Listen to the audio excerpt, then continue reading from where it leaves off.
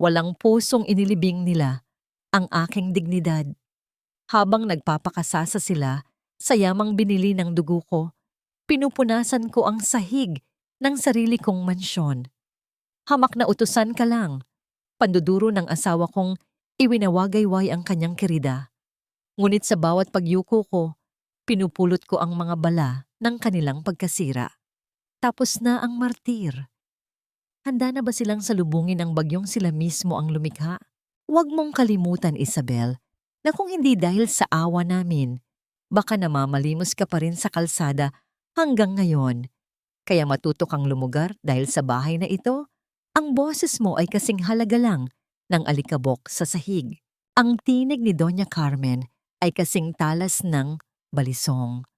Humihiwa sa katahimikan ng malawak na kusina ng Hacienda Valderrama. Habang binibitawan ang mga salitang iyon, ang matanda ay abala sa pag-ayos ng kanyang mamahaling kwintas na gawa sa ginto at diamante. Ang kwintas na binili gamit ang perang ipinamana ng mga magulang ni Isabel. Ngunit ngayon ay suot ng babaeng itinuturing siyang basura. Sa gitna ng kusina, nakatayo si Isabel. Ang kanyang mga kamay ay namumula at nanginginig sa hapdi habang hinahalo ang malaking kawa ng afritada. Ito ang paboritong putahe ng kanyang yumaong biyenan na si Don Eduardo, at sa araw ng ika-5 anibersaryo ng kamatayan nito, tiniyak ni Doña Carmen na si Isabel ang gagawa ng lahat ng mabigat na trabaho. Ang usok mula sa kalan ay humahapdi sa kanyang mga mata, ngunit mas mahapdi ang katotohanang kailangan niyang lunukin ang bawat pang-aalipusta para sa dangal ng pamilyang matagal na siyang tinalikuran. Ang bawat hiwa niya sa karne at gulay ay tila pagsusumamo para sa kaunting pagkilala, ngunit ang tanging tugon ng pamilyang Valderrama ay ang malamig na utos at masasamang tingin. Sa loob ng 7 taon, ibinigay niya ang lahat, ang kanyang yaman, ang kanyang kabataan, at ang kanyang puso para lamang magising sa isang realidad na siya ay isang anino lamang sa sarili niyang tahanan. Nabalik ang diwa ni Isabel nang marinig niya ang tunog ng mabilis at malakas na hakbang sa labas ng kusina. Ang pintong gawa sa mabigat na nara ay bumukas at iniluwan nito si Alvaro, ang kanyang asawa. Ngunit hindi siya nag-iisa. Sa kanyang bisig ay nakakapit ang isang mas batang babae, si Stella, na nakasuot ng isang hapit na bestidong sutla na tila ipinagmamalaki ang bahagyang pag-umbok ng kanyang tiyan. Alvaro, bakit kasama mo siya rito? Ngayong araw ng anibersaryo ni Papa? Ang tanong ni Isabel ay halos isang bulong. Ang kanyang boses ay nanginginig sa pagitan ng gulat at sakit. Hindi man lang siya tiningnan ni Alvaro nang diretso sa mga mata. Sa halip, mas hiningpitan pa nito ang yakap kay Stella. Stella is family now, Isabel. She is carrying the real heir of the Valderrama bloodline. Hindi tulad mo na 7 taon na naging baog at walang silbi sa pamilyang ito. Tila tumigil ang pag-ikot ng mundo para kay Isabel. Ang bawat salita ni Alvaro ay parang semento na unti-unting bumabalot sa kanyang puso. Ginagawa itong bato sa sobrang bigat. Ang lalaking pinangakuan niyang mamahalin hanggang sa huling hininga ay ang siya ring lalaking naggagawad sa kanya ng pinakamatinding parusa sa harap ng kanyang ina. Lumapit si Doña Carmen kay Stella at hinawakan ng kamay nito nang may lambing na kailanman ay hindi naramdaman ni Isabel. Dito ka sa tabi ko, iha. Huwag kang mapapagod. Baka mapano ang apo ko. Pagkatapos, lumingon ang matanda kay Isabel nang may pandidiri. Ano pang tinitingin-tingin mo diyan? Serve the soup now at siguraduhin mong mainit iyan para kay Stella. Iyan ang tanging pakinabang mo rito ang magsilbi sa amin. Dahan-dahang kinuha ni Isabel ang sandok. Ang kanyang buong katawan ay tila nawalan ng pakiramdam. Ang bawat hakbang niya patungo sa hapagkainan ay tila paglakad sa ibabaw ng mga bubog. Hawak niya ang isang tray na naglalaman ng mangkok ng mainit na sabaw. Ang usok nito ay humahalimuyak sa bango ng mga pampalasa. Ngunit para kay Isabel, ito ang amoy ng kanyang sariling pagkawasak. Habang nakatayo siya sa harap ni Stella, nakita niya ang isang mapait at mapang-uyam na ngiti sa labi ng batang babae. "Thank you, Ate Isabel. Make sure it's delicious, ha?" Ayaw ng baby ko ng matabang na luto. Pang-aasar ni Stella sa wikang Taglish. Sapat na malakas para marinig ng lahat ng mga panauhin sa kabilang silid. Inilapag ni Isabel ang mangkok sa harap ni Stella.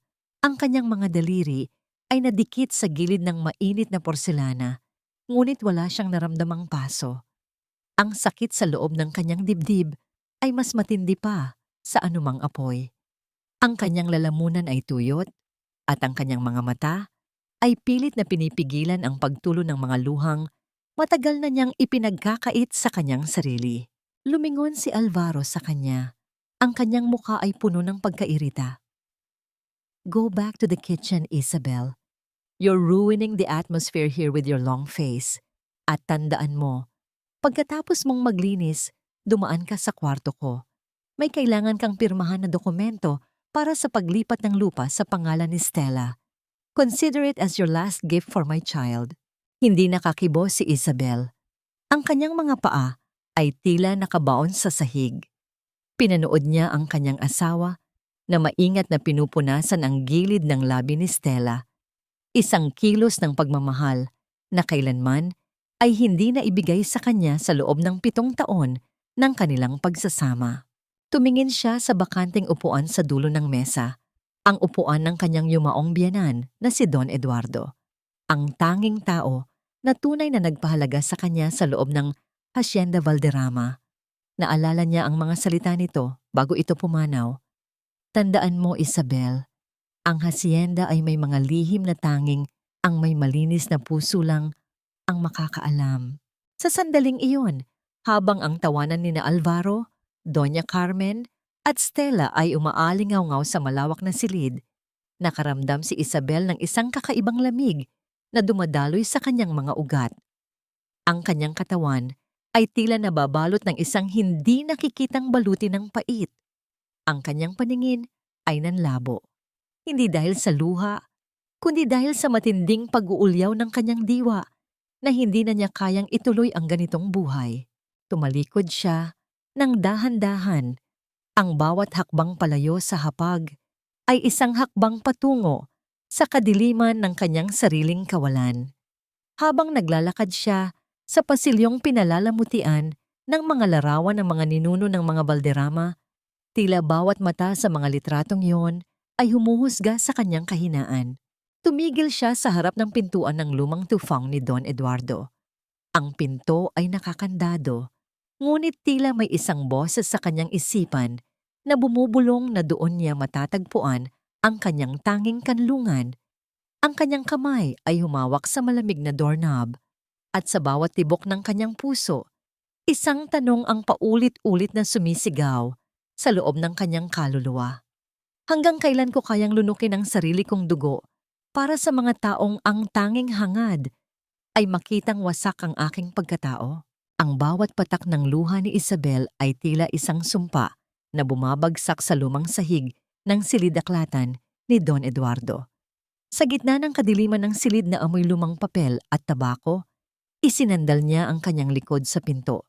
Tila ba ito ang tanging pader na naghihiwalay sa kanya mula sa malupit na mundong nasa labas? Ang kanyang paghinga ay gipit.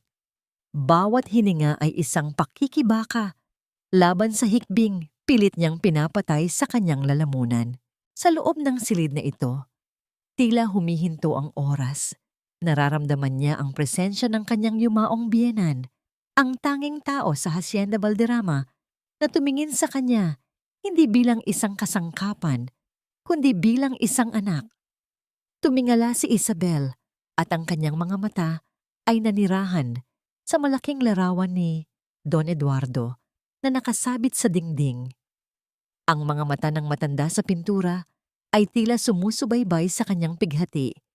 May dalang habag na hindi maibigay ng sarili niyang asawa. Sa bugso ng kanyang kawalan ng pag-asa, lumapit si Isabel sa ilalim ng larawan. Nais niyang haplusin ang mukha ng matanda. Nais niyang magsumbong sa tanging kaluluwang nakakaunawa sa kanya. Ngunit sa kanyang mabilis na paglapit, ang laylayan ng kanyang mahabang saya ay sumabit sa gilid ng mabigat na frame ng larawan. Sa isang hindi inaasahang paggalaw, naramdaman niya ang pag-uga ng malaking kwadro. Hindi ito bumagsak. Sa halip, narinig niya ang mahinang pag-atras ng isang mekanismo sa likod ng dingding. Isang tunog ng kahoy na kumikis-kis sa kapwa-kahoy na tila isang lihim na pinto na nagbubukas pagkatapos ng mahabang panahon ng pagkakaidlip. Isang maliit na hamba ang bumukas sa ibaba ng larawan. Inilalantad ang isang tago at madilim na espasyo. Doon, sa loob ng maliit na kaban na gawa sa nara, nakalagay ang isang tumpok ng mga papeles at isang lumang talaarawan na balot sa itim na balat ng hayop. Ang kamay ni Isabel ay nanginginig habang kinukuha ang mga ito. Ang bawat pahina ay tila may dalang bigat ng nakaraan. Nang buksan niya ang unang pahina ng talaarawan, nakita niya ang pamilyar na sulat kamay ni Don Eduardo. Para sa taong makakahanap nito, lalo na sa iyo, Isabel, ang simula ng sulat. Patawarin mo ako kung naging mahina ako sa harap ng kasakiman ng sarili kong asawa at anak. Habang nagpapatuloy siya sa pagbabasa, ang malamig na pawis ay nagsimulang mamuo sa kanyang noo. Binuklat niya ang mga dokumentong kasama nito, mga papeles, mula pa noong taong 2019. Doon, sa ilalim ng liwanag ng isang maliit na lampara, nabuksan ang pintuan ng impyerno. Ang tinatawag nilang utang na loob na palaging ibinibintang sa kanya ni Doña Carmen ay isang malaking kasinungalingan. Nakita ni Isabel ang mga orihinal na resibo at kontrata. Noong 2019, nang mamatay ang kanyang mga magulang sa isang aksidente, ang malaking halaga ng insurance na dapat ay para sa kanya ay hindi napunta sa kanyang mga kamay.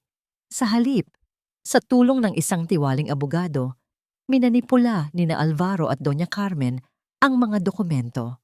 Kinuha nila ang pera at ginamit ito upang bayaran ang mga utang ng Hacienda Valderrama na nooy malapit ng malubog.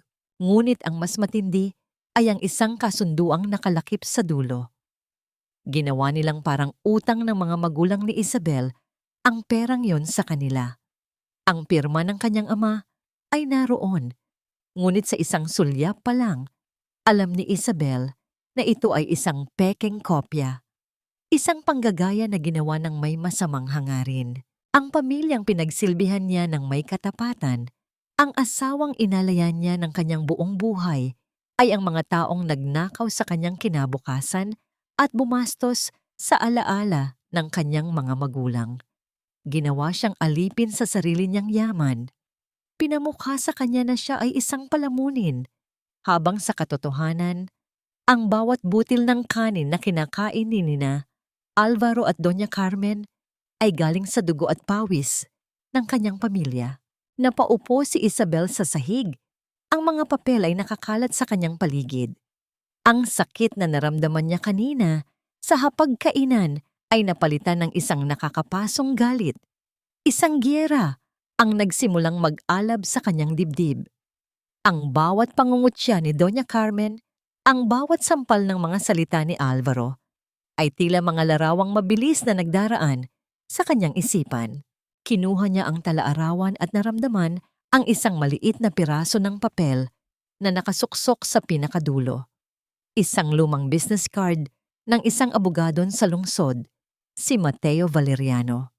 Sa likod nito, may nakasulat na maikling mensahe mula kay Don Eduardo. Hanapin mo si Mateo kapag wala na ako.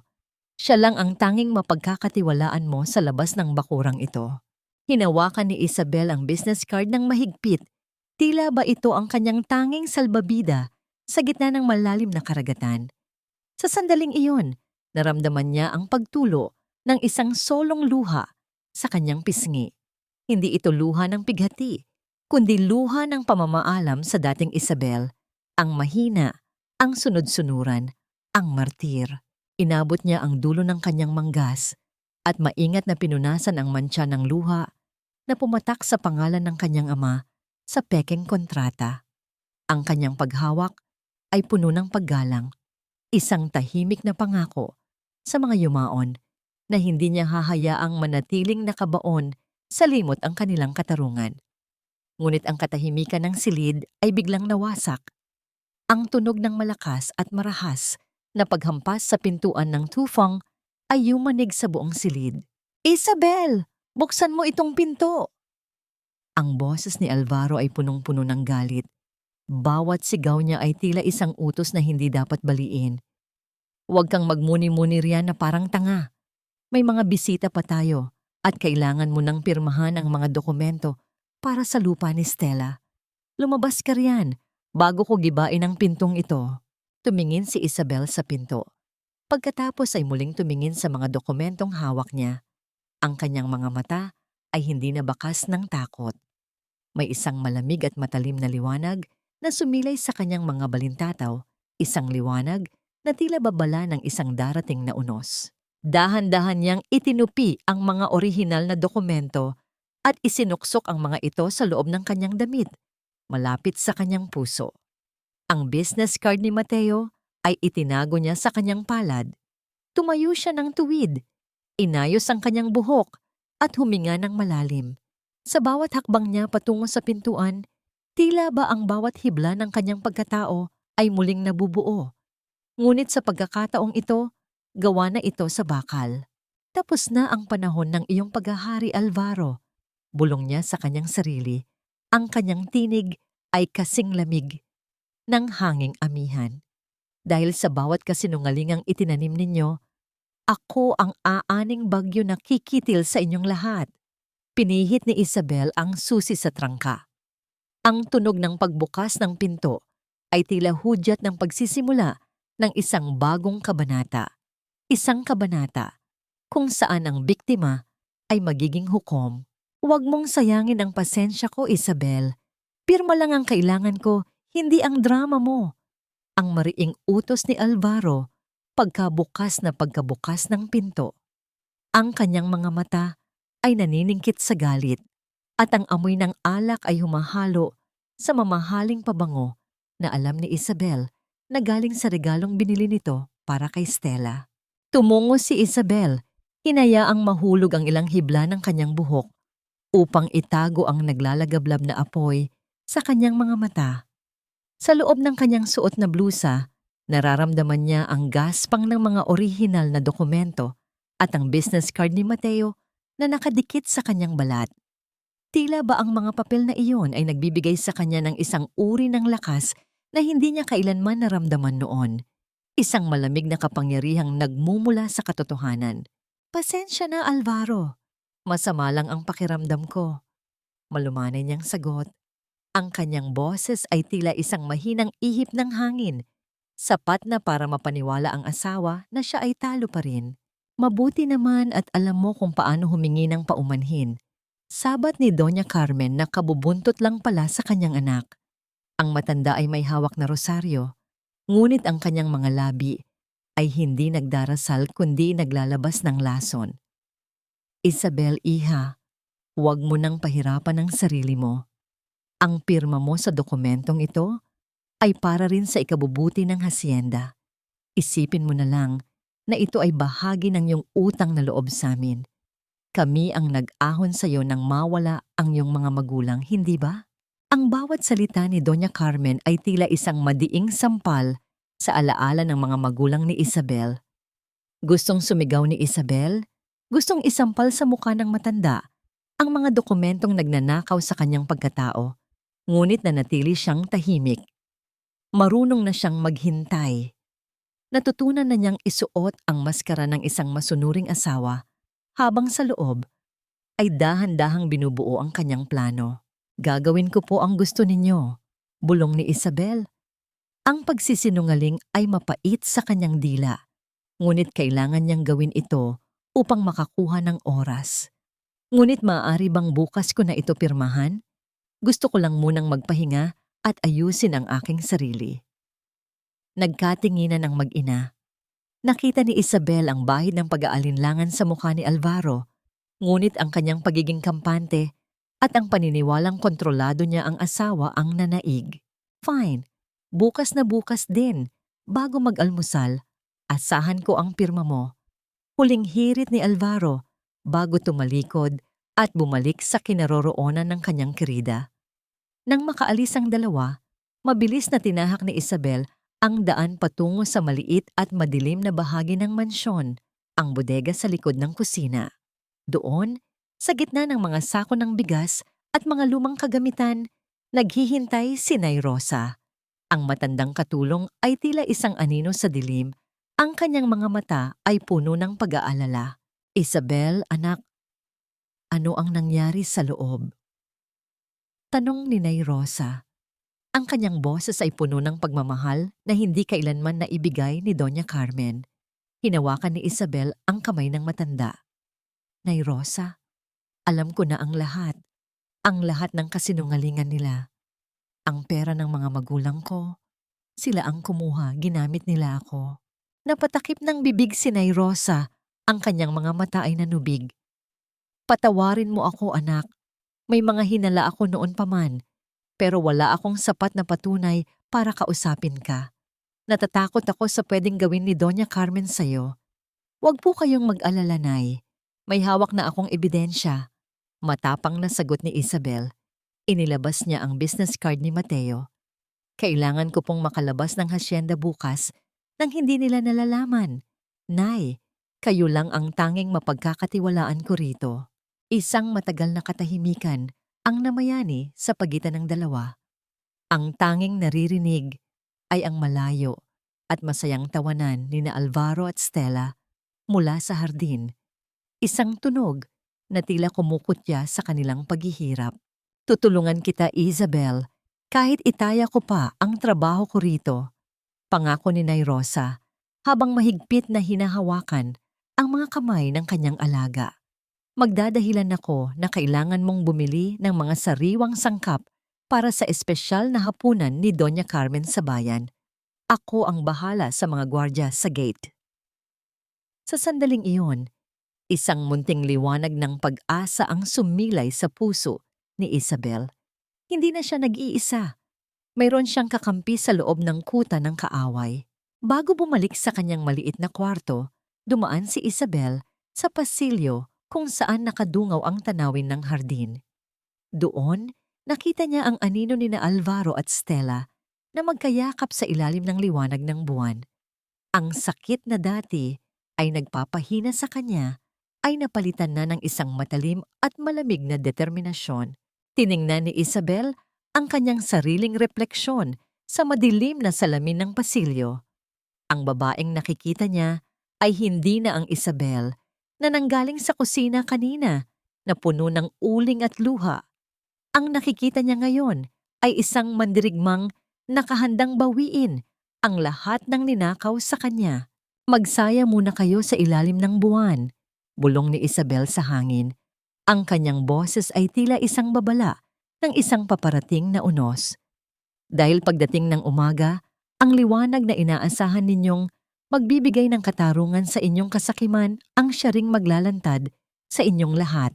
Pumasok siya sa kanyang kwarto at maingat na itinago ang mga dokumento sa ilalim ng isang malambot na tile sa sahig na siya lang ang nakakaalam. Sa gabing iyon, hindi siya natulog. Binilang niya ang bawat segundo, ang bawat tibok ng orasan sa dingding, habang ang kanyang isipan ay abala sa paghabi ng isang lambat na walang sino mang makakatakas. Hanggang kailan ko kayang panindigan ang maskarang ito bago ako tuluyang lamunin ng sarili kong galit. Ang bawat pag-ikot ng gulong ng lumang daipni patungo sa bayan ay tila isang malakas na kabog sa dibdib ni Isabel. Sa likod ng kanyang suot na malapad na sombrero at simpleng bestida, pilit niyang ikinukubli ang mukhang pamilyar sa bawat sulok ng Hacienda Valderrama. Bitbit ang isang basket na may lamang iilang gulay bilang pagbabalat kayo. Ang tunay na kayamanang dala niya ay ang mga papeles na nakatago sa ilalim ng kanyang sapin sa paa. Nang marating niya ang isang maliit at tahimik na gusali sa dulo ng kalsada, tumigil ang kanyang mundo. Ang karatula ay lumana. Ngunit ang pangalang nakasulat doon ay tila isang anghel na tumatawag sa kanya. Mateo Valeriano, abogado. Huminga siya ng malalim bago pumasok. Ang loob ng opisina ay payak lamang, malayo sa karangyaan ng hasyenda. Ngunit dito ay nananaig ang amoy ng katarungan, amoy ng tinta, at lumang aklat. Mula sa likod ng isang tumpok ng mga legal na dokumento, tumayo ang isang lalaki, si Mateo. Ang kanyang tindig ay matuwid. Ang kanyang mga mata ay matalino, ngunit may bahid ng lungkot nang makita si Isabel. Isabel, ikaw ba talaga yan? Ang tanong ni Mateo. Ang kanyang boses ay puno ng hindi maipaliwanag na emosyon. Hindi agad nakasagot si Isabel. Sa harap ni Mateo, ang pader na itinayo niya sa hasyenda ay biglang gumuho. Naalala niya ang batang lalaking may sakit na tinulungan ng kanyang mga magulang noon. Ang batang pinag-aral nila hanggang sa maging ganap na abogado. Ang batang noon pa man ay palihim nang nakatingin sa kanya ng may paghanga at respeto. Mateo, kailangan ko ng tulong mo, bulong ni Isabel habang inilalabas ang mga 2,019 na dokumento mula sa kanyang basket. Naupo sila at sa loob ng ilang oras, ang tanging naririnig ay ang mahinang pagbaliktad ng mga pahina at ang mabigat na paghinga ni Mateo. Habang sinusuri ng abogado ang bawat pirma at bawat petsa, ang kanyang panga ay nagngangalit. Isang malaking panloloko ito, Isabel, ani Mateo sa wikang Taglish. Ang kanyang boses ay nanginginig sa galit na pilit niyang kinokontrol. The insurance money, the hacienda's debts, ginawa nilang gatasan ang pamilya mo. They forged your father's signature to make it look like they were the saviors, when in fact, you were the one who saved them from bankruptcy. Tumulo ang isang luha sa pisngi ni Isabel. I gave them 7 years of my life, Mateo. I gave them everything. Tumayo si Mateo at lumapit sa isang maliit na cabinet. Maya-maya pa ay bumalik siya na may dalang isang baso ng mainit na tsaa. Chamomile tea. Walang asukal, gaya ng gusto mo noon pa man. Saan niya nang may banayad na tinig. Napatitig si Isabel sa baso. Sa gitna ng bagyong kanyang dinaranas, ang munting detalye na ito, ang pag-alala ni Mateo sa kanyang paboritong inumin pagkalipas ng maraming taon, ay tila isang mainit na yakap sa kanyang nanlalamig na kaluluwa. Ang munting kilos na ito ay mas higit pa sa anumang mamahaling alahas na kailanman ay hindi ibinigay ni Alvaro ng bukal sa loob. Anong dapat kong gawin, Mateo? Tanong ni Isabel matapos ang isang higop ng tsa. Kailangan nating maging matalino. If we file a case now, Alvaro and Doña Carmen will use their influence to squash it. We need to freeze their assets secretly. Magpapanggap ka pa rin sa hacienda. Let them believe they've won. Paliwanag ni Mateo habang isinusulat ang mga susunod na hakbang. At isa pa, may nadiskubre ako sa records ng bangko. There is a monthly transfer of a large amount of money to an anonymous account under the name Rosalinda. Hindi ko pa alam kung sino siya, pero konektado ito sa personal funds ni Alvaro. Ang pangalang Rosalinda ay tila isang bagong palaisipan sa isipan ni Isabel. Ngunit bago pa siya makapagtanong, napansin niyang madilim na ang langit sa labas at nagsisimula nang pumatak ang ulan. Kailangan ko nang bumalik.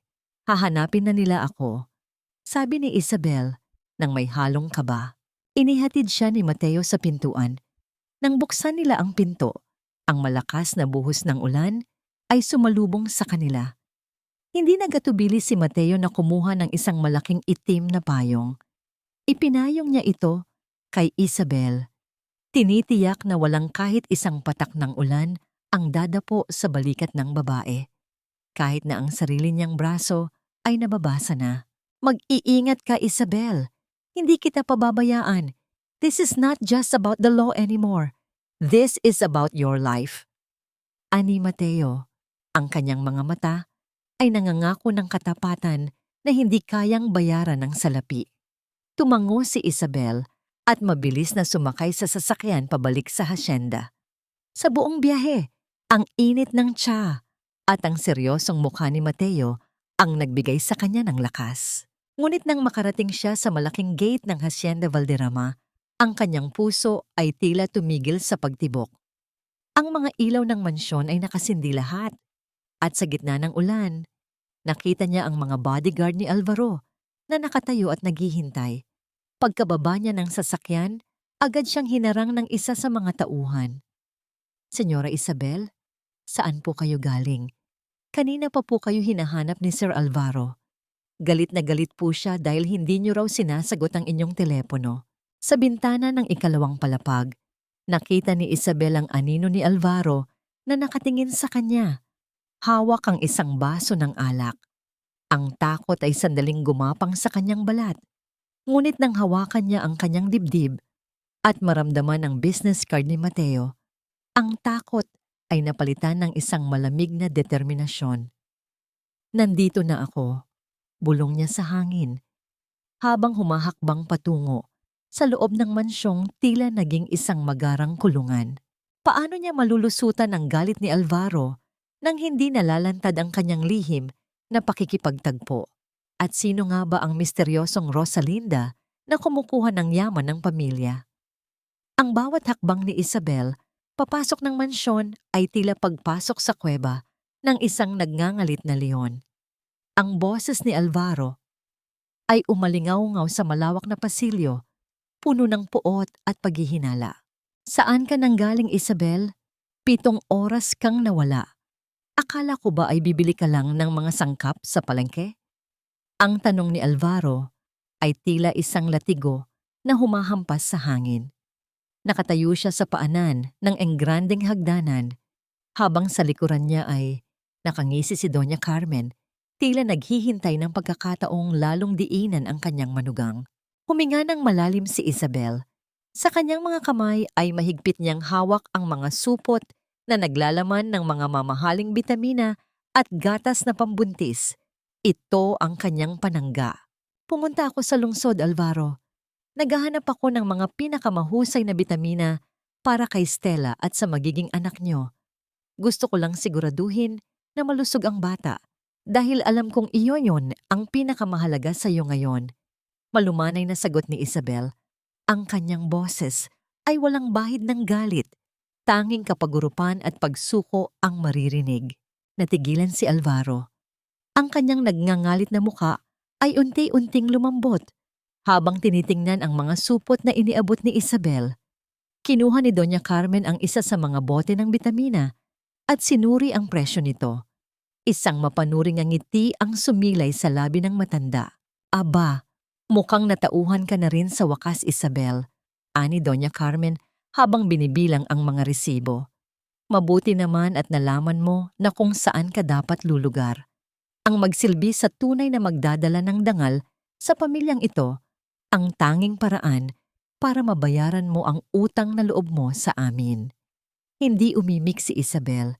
Hinayaan niyang isipin nila na tuluyan na siyang nawalan ng laban. Ngunit sa bawat pagyuko niya, mas lalong tumitibay ang kanyang loob. Nang gabing iyon, habang nag-aayos si Isabel ng kanyang mga gamit, biglang bumukas ang pinto ng kanyang silid nang walang katok. Pumasok si Stella. Suot ang isang manipis na pantulog na gawa sa seda. Ang kanyang mga mata ay nagniningning sa tagumpay. Ate Isabel, may gusto sana akong sabihin. Simula ni Stella, ang kanyang boses ay malambing ngunit puno ng kamandag. Sabi kasi ni Alvaro, mas makakabuti raw para sa baby kung sa master bedroom kami matutulog. Alam mo na, mas malaki ang bansa. Mas presko ang hangin. Kaya, kung pwede sana, ilipat mo na ang mga gamit mo sa kwarto sa dulo ng pasilyo. Ang silid na tinutukoy ni Stella ay ang maliit na kwarto para sa mga panauhin na matagal nang hindi nagagamit. Maliit, madilim, at malayo sa lahat. Ito ang huling saksak sa dangal ni Isabel bilang asawa. Sige Stella, kung yan ang gusto ni Alvaro, wala akong magagawa. Tipid na sagot ni Isabel. Walang imik na kinuha ni Isabel ang kanyang lumang maleta. Isa-isa niyang iniligpit ang kanyang mga damit. Habang nililisan niya ang silid na naging saksi sa kanyang mga luha at pangarap sa loob ng 7 taon, tumigil siya sa tapat ng bintana. Doon ay nakalagay ang isang maliit na paso ng halamang sabila o aloe vera. Ito ang tanging bagay na dinala niya mula sa bahay ng kanyang mga magulang noong siya ay bagong kasal pa lamang. Ang halamang ito ang itinanim ng kanyang ama bago ito pumanaw. Hinawakan ni Isabel ang makinis at matulis na dahon ng sabila. Para sa iba, ito ay isang ordinaryong halaman lamang, ngunit para sa kanya, ito ang simbolo ng kanyang ugat at ng kanyang katatagan. Ito lang ang kailangan ko. Bulong niya sa sarili habang maingat na kinukuha ang paso. Inilipat niya ang kanyang mga gamit sa maliit na kwarto sa dulo ng pasilyo. Ang silid ay amoy alikabok at luma. Ngunit para kay Isabel, ang katahimikan dito ay isang biyaya. Ito ang magiging kuta niya habang inihahanda ang huling hakbang ng kanyang plano. Malalim na ang gabi nang makarinig si Isabel ng mahinang bulong mula sa kabilang panig ng manipis na pader. Ang silid niya ay katabi lang ng beranda kung saan madalas tumambay si Stella. Oh, mahal, huwag kang mag-alala. Konting tiis na lang. Narinig niyang bulong ni Stella sa kanyang telepono. Nakuha ko na ang loob ng matanda at ng tangang si Alvaro. Kapag nakuha ko na ang titulo ng lupa, aalis na tayo rito. Hayaan mo silang mag-away-away sa perang wala na. Nanlaki ang mga mata ni Isabel. Ang tinig ni Stella ay hindi para kay Alvaro. May ibang lalaki sa buhay ng Querida. May mas malalim na pakay si Stella kaysa sa maging asawa lang ni Alvaro. Kinabukasan, habang abala si Isabel sa paglilinis ng sala, lumapit sa kanya si Stella at ibinagsak ang isang tumpok ng mamahaling tela ng sutla sa kanyang kandungan. Ate Isabel, nabalitaan ko na magaling ka raw manahi. May gala kaming pupuntahan na ni Alvaro sa susunod na linggo at gusto ko ng isang espesyal na gown.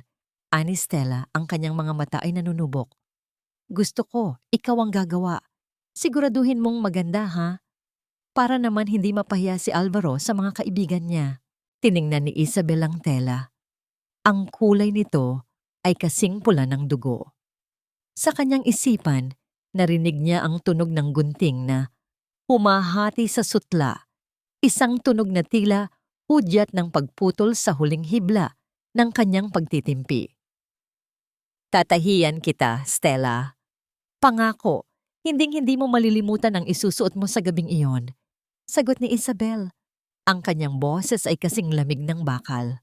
Ang bawat tusok ng karayom sa pulang sutla ay tila pagbaon ng puot sa puso ni Isabel. Sa ilalim ng malamlam na liwanag ng isang maliit na bumbilya sa kanyang bagong silid, mag-isa siyang nagtatrabaho habang ang buong mansyon ay balot na ng katahimikan. Ang kanyang mga mata ay nanunuyo sa pagod. At ang kanyang mga daliri ay may maliliit na sugat mula sa matutulis na dulo ng karayom, ngunit hindi siya tumitigil. Sa bawat tahi, bumubulong siya ng isang panata, na ang bestidong ito na magsisilbing simbolo ng tagumpay ni Stella ay siya ring magiging saksi sa pagbagsak ng lahat ng nagnakaw ng kanyang kaligayahan. Lumipas ang ilang araw at mas lalong naging mapangahas ang pananakit ni Stella at Doña Carmen. Isang hapon, habang pababa si Isabel sa engrandeng hagdanan, bit-bit ang mga bagong lundang kurtina, biglang humarang si Stella. May suot na mapanghuyam ng ngiti ang babae. Nang marinig ang yabag ni Alvaro na paparating mula sa pintuan, biglang itinapon ni Stella ang kanyang sarili sa sahig at nagpakawala ng isang matinis na tili. Aray! Ang baby ko! Bakit mo ako tinulak, Ate Isabel? Ang bulyaw ni Stella. Habang hawak ang kanyang tiyan, ang kanyang boses ay puno ng pekeng takot. Mabilis na tumakbo si Alvaro patungo sa kanila. Hindi man lang niya tinanong ang panig ni Isabel. Sa isang iglap, marahas niyang tinulak si Isabel sa pader. Wala ka na talagang puso, Isabel. Pati ba ang anak ko idadamay mo sa selos mo? Ang sigaw ni Alvaro, ang kanyang mukha ay namumula sa galit. Hindi man tumama ang kanyang kamay sa mukha ni Isabel, ang diin ng kanyang pagkakahawak sa balikat ng asawa ay sapat na para mag-iwan ng pasa sa balat at sa kaluluwa. Mula sa itaas ng hagdanan, nakatingin si Doña Carmen habang may hawak na pamaypay, tila nanonood ng isang nakakaaliw na dula. Pinalayas mo na sa kwarto, ayaw mo pa ring tumigil? Simula ngayong araw, wala ka nang tatanggaping allowance mula sa pamilyang ito. Matuto kang mamuhay sa kung ano ang ibinibigay namin sa'yo, na madalas ay sobra-sobra pa para sa isang tulad mo. Nang makaalis ang lahat at maiwan siyang mag-isa sa sahig, lumapit si Nay Rosa. May dalang maliit na bote ng langis ang matanda at dahan-dahang hinaplos ang namamagang braso ni Isabel. Anak, hanggang kailan mo titiisin ang ganito? Durog na ang pagkatao mo, bulong ni Nay Rosa habang lumuluha. Tumingin si Isabel kay Nay Rosa at sa unang pagkakataon, nakita ng matanda ang isang nangiti na hindi nanggagaling sa saya, kundi sa isang malamig na katiyakan. Hayaan mo sila, Nay. Hinahayaan ko lang silang maging kampante sa kanilang kasamaan. Dahil sa bawat hapdi na nararamdaman ko, lalong tumitibay ang ebidensyang hawak ko. Paparating na ang singil, Nay, at sisiguraduhin kong walang matitira sa kanila. Sa tulong ng isang lihim na mensahe mula kay Mateo, nalaman ni Isabel ang isang mahalagang impormasyon. Nagmamadali si Alvaro na isanla ang Hacienda Valderrama, partikular na ang bahagi ng lupa na pagmamay-ari ng mga magulang ni Isabel upang punduhan ang isang bagong negosyong ipapangalan niya kay Stella. Bukod dito, may isang susi si Alvaro na laging dala-dala. Ang susi sa isang lumang bodega sa dulo ng hacienda na mahigpit na ipinagbabawal puntahan ng sinuman. Gabi na nang maisipan ni Isabel na isagawa ang isang mapanganib na hakbang. Alam niyang ito na ang pagkakataon habang mahimbing ang tulog ng lahat dahil sa dami ng nainom na alak ni Alvaro sa kanilang selebrasyon ni Stella. Rinig ang malakas na hilahil ni Alvaro mula sa master bedroom, ang dating silid ni Isabel. Dahan-dahan na parang isang anino, pumasok si Isabel sa silid tanggapan ni Alvaro. Ang tanging liwanag ay ang mula sa buwan na sumisilip sa malalaking bintana. Ang kanyang puso ay tumitibok ng mabilis, tila isang tambol na nagbababala ng panganib. Alam niyang nasa loob ng maliit na vault, sa likod ng mesa ang mga orihinal na titulo ng lupa at ang listahan ng mga utang na pilit itinatago ng asawa. Gamit ang kanyang obserbasyon sa mga nakaraang taon, sinubukan niyang ipasok ang kombinasyon ng vault, ang petsa ng kaarawan ni Doña Carmen. Narinig ang mahinang tunog ng pagpihit ng bakal, isang hudyat na bumukas ang pinto ng vault. Sa loob, nakita niya ang mga papeles na magpapatunay sa lahat ng pagnanakaw ng pamilya Valderrama sa kanyang mana. Ngunit bago pa man niya mailabas ang mga dokumento upang kuhanan ng larawan, narinig niya ang mahinang pag-ikot ng hawakan ng pinto sa kanyang likuran. Isang anino ang dahan-dahang pumasok sa silid. Napako si Isabel sa kanyang kinatatayuan. Ang kanyang hininga ay tila tumigil habang ang liwanag mula sa pasilyo ay unti-unting lumalawak sa sahig ng silid. May pumasok sa loob. At alam ni Isabel, kapag nahuli siya rito, ito na ang katapusan ng kanyang lahat ng pinaghirapan. Ang bawat segundo ng katahimikan ay tila isang matalim na kutsilyong humahati sa pagkatao ni Isabel. Nakatalikod siya, ang kanyang mga daliri ay nakakapit pa rin sa gilid ng bukas na vault, habang ang anino mula sa pintuan ay dahan-dahang lumalapit. Ang kanyang hininga ay gipit, at ang bawat tibok ng kanyang puso ay tila isang tambol na nagbababala ng kamatayan. Ngunit nang maramdaman niya ang isang mainit at kulubot na kamay sa kanyang balikat, hindi ang galit ni Alvaro ang sumalubong sa kanya, kundi ang banayad na tinig ni Nay Rosa. Isabel, anak, bilisan mo. Ako ang nagbabantay sa labas, pero baka magising si Doña Carmen para uminom ng gamot. bulong ng matanda. Ang kanyang boses ay nanginginig sa kaba. Isang malalim na hininga ng pasasalamat ang pinakawalan ni Isabel. Hindi siya nagsayang ng oras.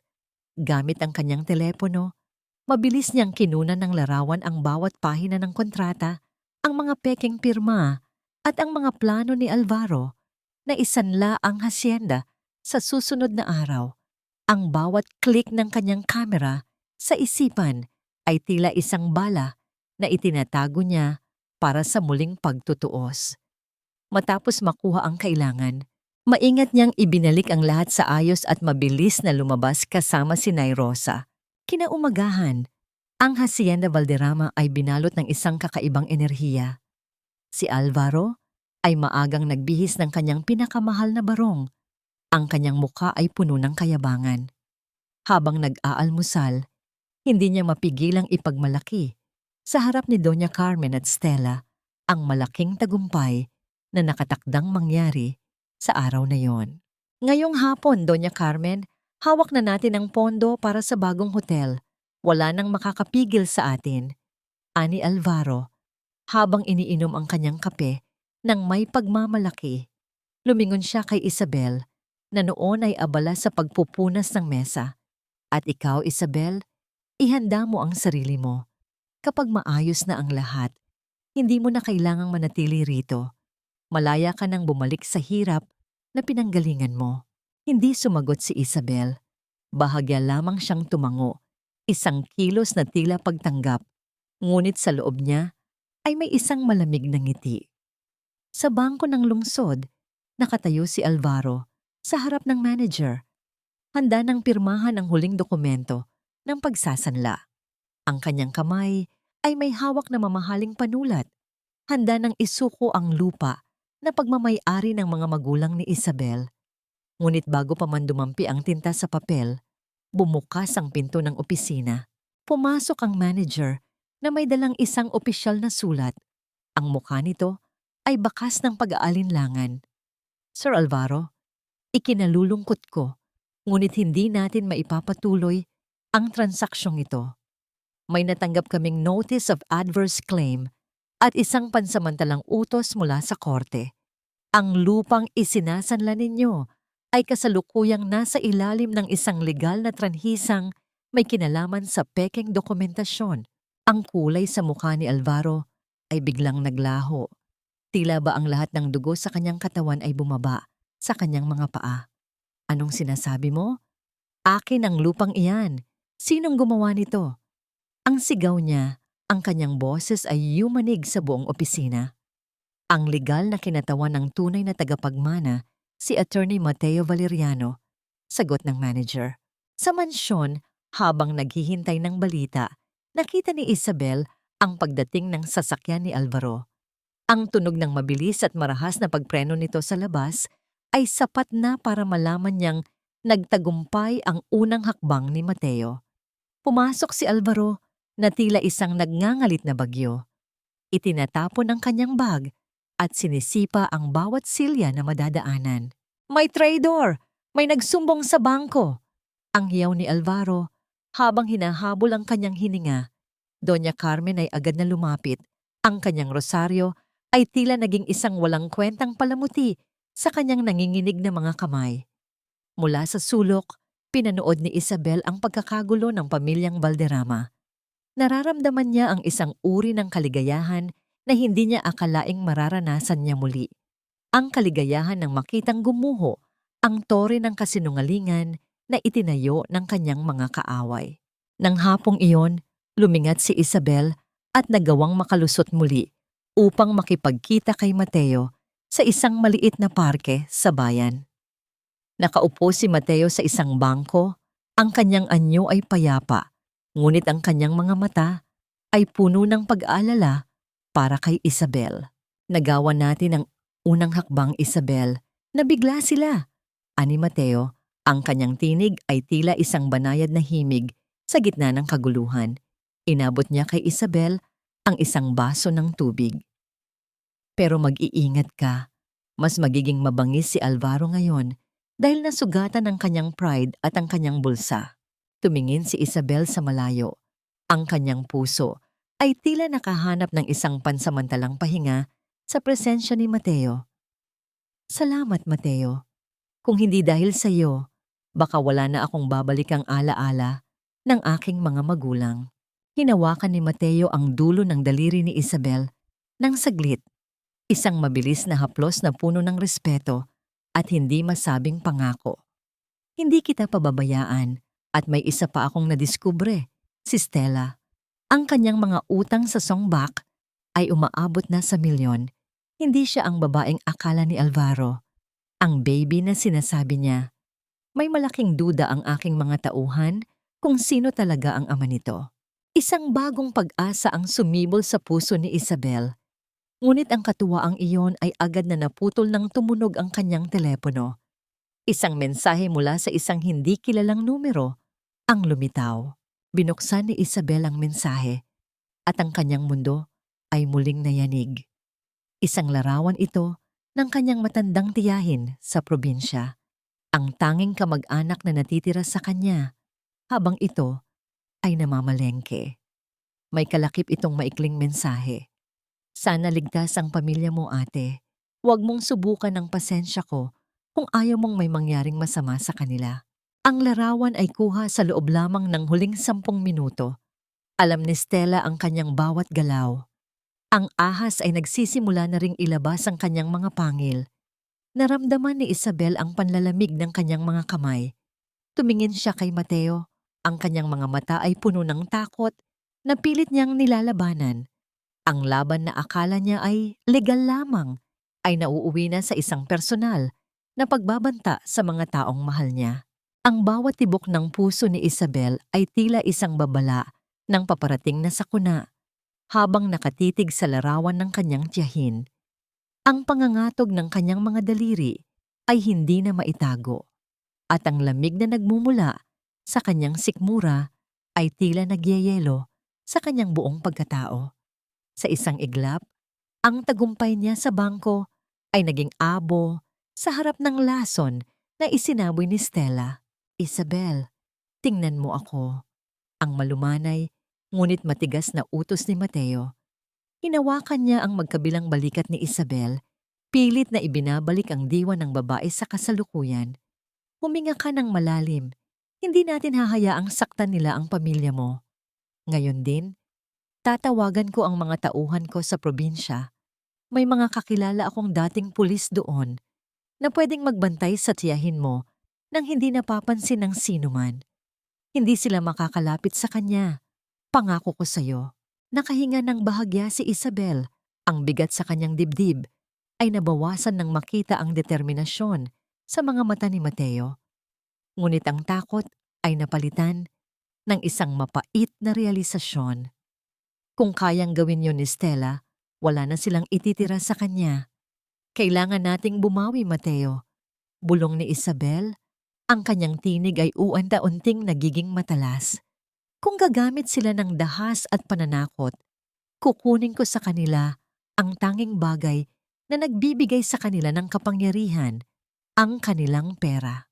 Dinala siya ni Mateo sa isang lihim na opisina ng isang kaibigang banker. Doon, sa gitna ng mga digital na dokumento at mabilis na pag-usad ng mga transaksyon, isinagawa ni Isabel ang isang mapanganib na hakbang. Gamit ang kanyang autoridad bilang asawa ni Alvaro at ang mga dokumentong nakuha niya mula sa vault, binawi niya ang lahat ng mga pondo na nakapangalan sa kanya na dati ay malayang ginagamit ni na Doña Carmen. Ang bawat sentimo na kinuha ng mga Valderrama mula sa kanyang mana ay isa-isang inilipat ni Mateo sa isang banyagang account na walang sino mang makakagalaw kundi si Isabel lamang. Habang nagaganap ang lahat ng ito, sa Hacienda Valderrama, abala si Doña Carmen sa pag-oorganisa ng isang magarbo, ngunit pilit na tea party para sa kanyang mga kaibigang alta sosyedad. Nais niyang ipakita na ang pamilya ay matatag pa rin sa kabila ng maliit na aberya sa bangko kaninang umaga.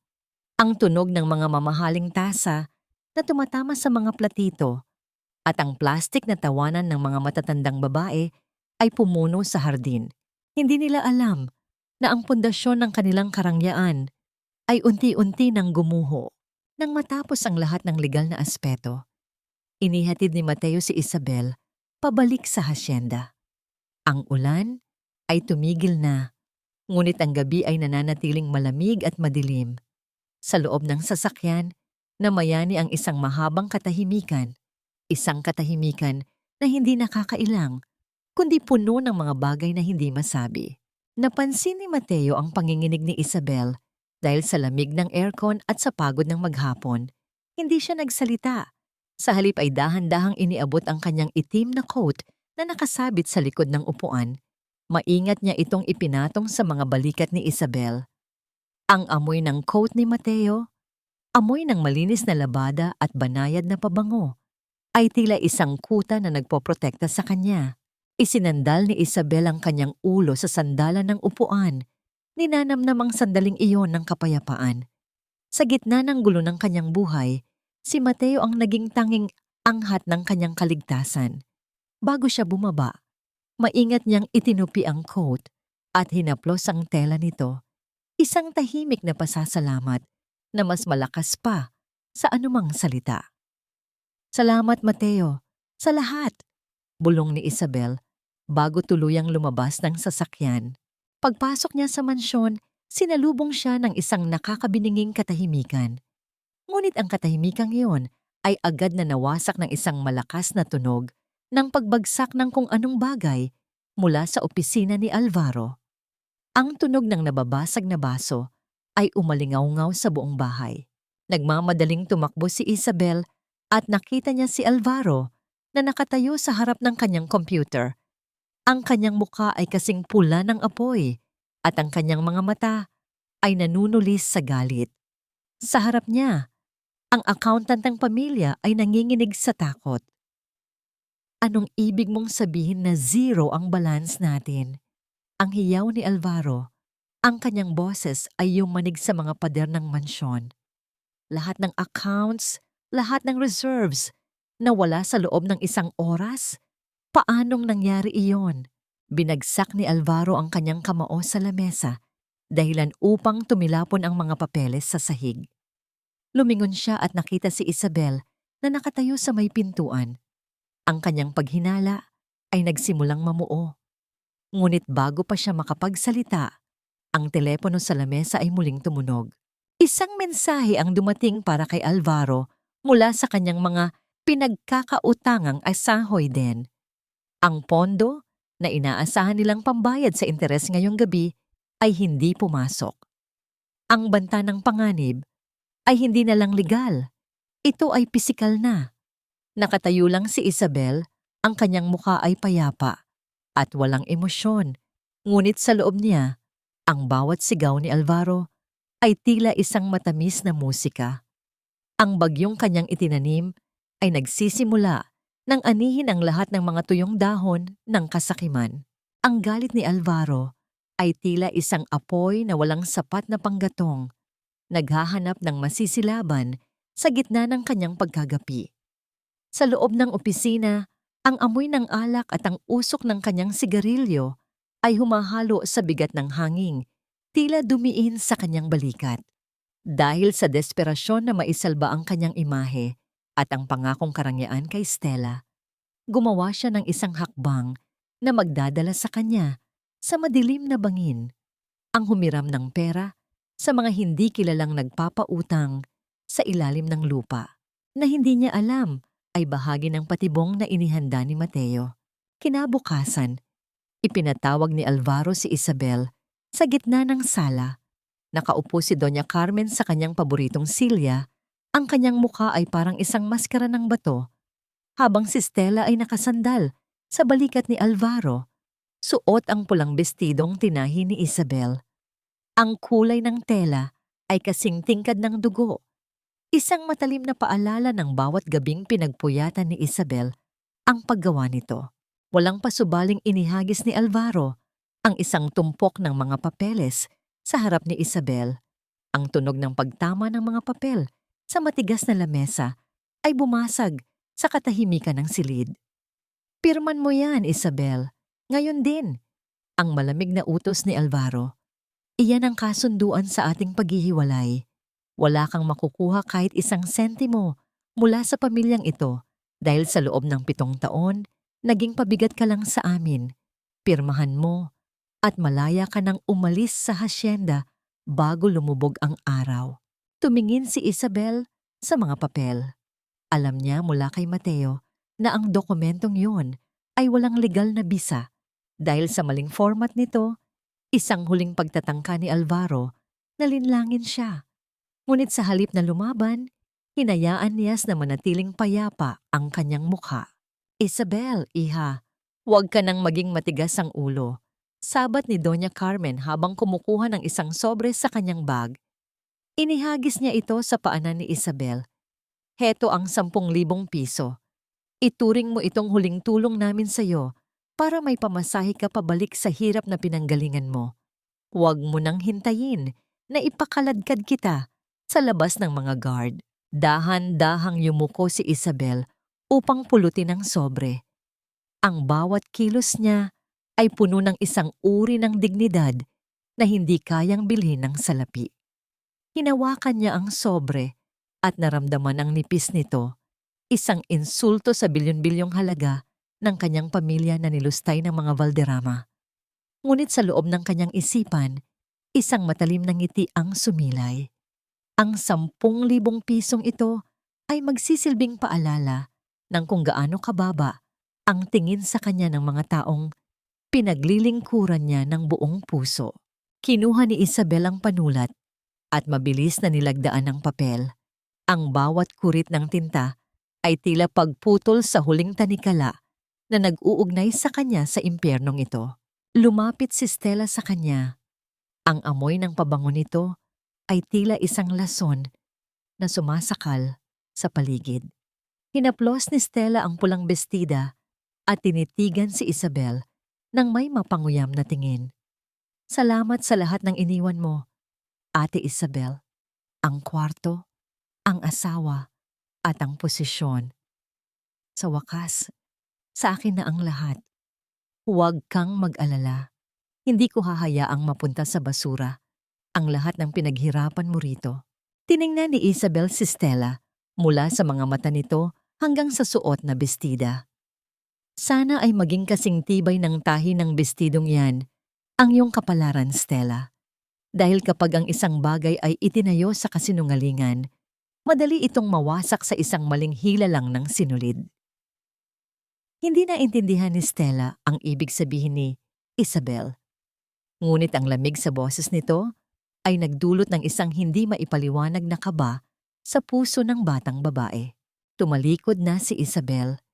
Hindi na niya dinala ang anumang gamit kundi ang kanyang dignidad at ang maliit na paso ng halamang sabila na tanging alaala ng kanyang ama. Habang naglalakad siya sa pasilyo patungo sa pintuan, naramdaman niya ang mga mata ng mga ninuno ng mga Valderrama sa dingding. Dati ay natatakot siya sa mga ito, ngunit ngayon, tila ba siya ang humuhusga sa kanila.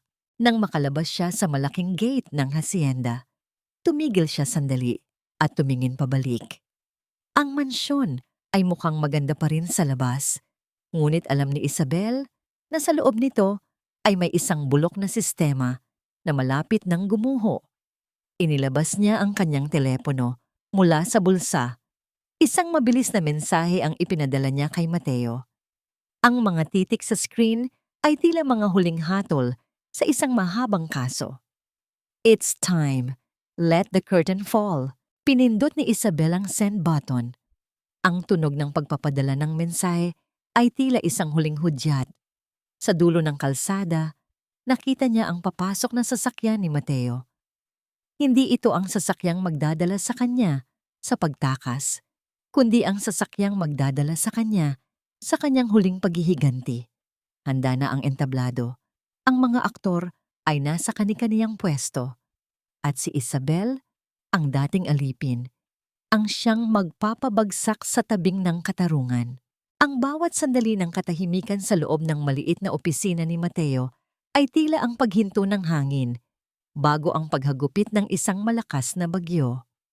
Nakaupo si Isabel sa tapat ng isang matandang lalaki na ang muka ay tila isang mapa ng mahabang panahon ng pagtitiis. Si Mang Kanor, ang dating punong tagapangalaga ng hasyenda, na biglang tinanggal sa trabaho ni Doña Carmen 5 taon na ang nakalilipas, ay narito ngayon upang maging huling pako sa kabaong ng mga Valderrama. Ang mga kamay ni Mang Kanor ay nanginginig habang hawak ang isang baso ng tubig. Sa kanyang mga mata ay makikita ang takot, ngunit mas matindi ang pagnanais na itama ang mali bago siya tuluyang bawian ng buhay. Nakita ko po, Senyora Isabel, ang simula ng matanda. Ang kanyang boses ay tila isang tuyong dahon na kinakaluskos ng hangin. Sa gabing mamatay si Don Eduardo, narinig ko ang pagtatalo ni na Doña Carmen at Sir Alvaro. Nakita ko silang may pinipirmahang mga papel gamit ang panulat ng namatay na Don. Ginaya nila ang kanyang lagda. Alam kong mali, pero tinakot nila ako.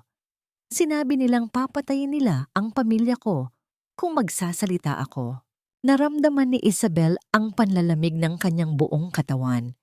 Ang bawat salita ni Mang Kanor ay tila isang matalim na karayom na tumutusok sa kanyang puso. Binubuksan ang mga sugat na pilit niyang pinahihilom. Lumingon siya kay Mateo na noon ay abala sa pag-aayos ng digital na recorder. Tumango ang abogado, isang tahimik na katiyakan na ang bawat pahayag ni Mang Kanor ay sapat na upang gibain ang anumang depensang itatayo ng mga Valderrama. Ngunit hindi pa doon nagtatapos ang paghahanda ni Isabel. Inilabas niya ang kanyang telepono at ipinakita kay Mateo ang huling kuha ng kamera na lihim niyang itinago sa silid tanggapan bago siya lumisan. Ang boses ni Stella ay malinaw na umaling-awngaw sa silid. Hindi ang boses ng isang mahiyaing kirida, kundi ang boses ng isang manggagamit. Kaunting tiis na lang, mahal, ani Stella sa kausap sa kabilang linya. Kapag nakuha ko na ang kontrol sa lupa, iiwan ko na ang tangang si Alvaro. Ang anak na ito ay para sa atin, hindi para sa kanya. Gagamitin ko lang ang pangalan ng mga Valderrama para makuha ang lahat. Isang mapait na ngiti ang sumilay sa labi ni Isabel. Ang katotohanan ay mas masahol pa sa kanyang inaasahan, ngunit ito ang kailangan niya upang tuluyang tapusin ang laban. Ang bawat piraso ng ebidensya ay tila mga bala na isa-isa niyang inilalagay sa kanyang sandata. Sa kabilang panig ng bayan, sa labas ng bakod ng Hacienda Valderrama, naghihintay si Nay Rosa. May bitbit itong ilang mga lumang kahon na naglalaman ng mga natitirang alaala ni Isabel. Ito ang bahagi ng kanilang plano. Ang palabasin na si Isabel ay tuluyan ng natalo at wala nang babalikan. Habang iniaabot ni Nay Rosa ang huling kahon, hinawakan niya ng mahigpit ang kamay ni Isabel. Mula sa kanyang bulsa, kinuha ni Nay Rosa ang isang maliit na kwintas na gawa sa simpleng kahoy. Anak, suot mo ito. Bulong ng matanda habang isinasabit ang kwintas sa leeg ni Isabel. Iyan ay anting-anting ng aking ina para sa proteksyon at kapayapaan. Hindi man ito diamante tulad ng suot ni Doña Carmen, ang kahoy na ito ay hindi nababasag at hindi kumukupas ang katapatan. Naramdaman ni Isabel ang init ng kahoy sa kanyang balat. Tila ba ito ay nagbibigay ng lakas na hindi kayang ibigay ng anumang kayamanan. Ang simpleng regalong ito mula sa isang katulong ay mas mahalaga pa sa lahat ng alahas na ninakaw sa kanya ng mga Valderrama. Ito ang tunay na ginto sa gitna ng dumi ng hasyenda. Bumalik ang gabi at ang lahat ay tila naghahanda para sa susunod na araw. Nakatayo si Isabel sa tabi ni Mateo sa balkonahe ng kanyang tinutuluyang pansamantalang tirahan. Ang tanawin ng Hacienda Valderrama mula sa malayo ay tila isang maningning na kaharian. Ngunit para kay Isabel, ito ay isang libingan ng mga pangarap na malapit na niyang buksan. Hindi nagsalita si Mateo. Nanatili lang siyang nakatayo sa likuran ni Isabel. Ang kanyang presensya ay tila isang matatag na pader na nagpoprotekta sa babae mula sa anumang panganib. Ang distansya sa pagitan nila ay puno ng mga bagay na hindi masabi. Isang pag-aalala na higit pa sa tungkulin ng isang abogado at isang pagtitiwala na higit pa sa pagitan ng magkaibigan. Nang sumapit ang umaga, ang katahimikan ay nawasak ng ugong ng mga mamahaling sasakyan na isa-isang pumapasok sa malaking gate ng hasyenda. Ang araw ng magarbong paglulunsad ng kunang hedyong Stella ay dumating na. Ang tunog ng mga trumpeta at ang masayang tugtugan ay umalingaw-ngaw sa buong hasyenda. Hudyat. Nang simula ng isang pagdiriwang na akala ni na Alvaro at Doña Carmen ay ang kanilang rurok ng tagumpay. Suot ang kanyang pinakamagandang kasuotan. Pumasok si Alvaro sa loob ng sikat na puting sasakyan. Kasunod ang mga bisitang mula sa pinakamataas na antas ng lipunan. Ang mga ngiti sa kanilang mga labi ay kasing kislap ng mga palamuting nakasabit sa paligid. Ngunit sa labas ng gate, nakatayo ang isang simpleng itim na sasakyan. Sa loob nito, si Isabel ay nakatingin sa kanyang refleksyon sa salamin. Hawak niya ang kwintas na kahoy at ang business card ni Mateo. Ang kanyang mga mata ay walang bakas ng takot. Tanging ang lamig ng katarungang matagal nang naantala. Ang mga bisita ay tila mga langgam na nagkakagulo sa loob ng mansyon. Hindi nila alam na ang bawat hakbang nila ay bahagi na ng huling yugto ng isang trahedya. At si Isabel, ang dating aliping pinalayas, ay handa nang pumasok muli, hindi bilang biktima, kundi bilang ang siyang wawakasan ang lahat. Ang pintuan ng hasyenda ay bumukas ng malawak para sa mga panauhin. Ngunit ang pinakamahalagang panauhin ay wala pa sa loob. Ang lahat ay nakahanda na para sa unang talumpati ni Alvaro. Ngunit sa likod ng mga kurtina, ang tunog ng papalapit na mga sirena ay nagsisimulang humalo sa tunog ng musika. Ang Hacienda Valderrama ay tila isang maningning na dambana ng kasakiman sa ilalim ng init ng araw. Ang tunog ng mga kristal na basong nagtatama sa gitna ng selebrasyon ay humahalo sa halimuyak ng mga mamahaling bulaklak at imported na pabango. Sa gitna ng malawak na hardin, ang mga lamesang nababalot ng mapuputing lino ay puno ng mga pagkaing hindi kayang bayaran ng isang karaniwang manggagawa sa loob ng isang taon. Si Doña Carmen ay naglalakad sa gitna ng mga panauhin ng may taas noong pagmamalaki. Ang bawat galaw niya ay tila isang pagpapakitang gilas.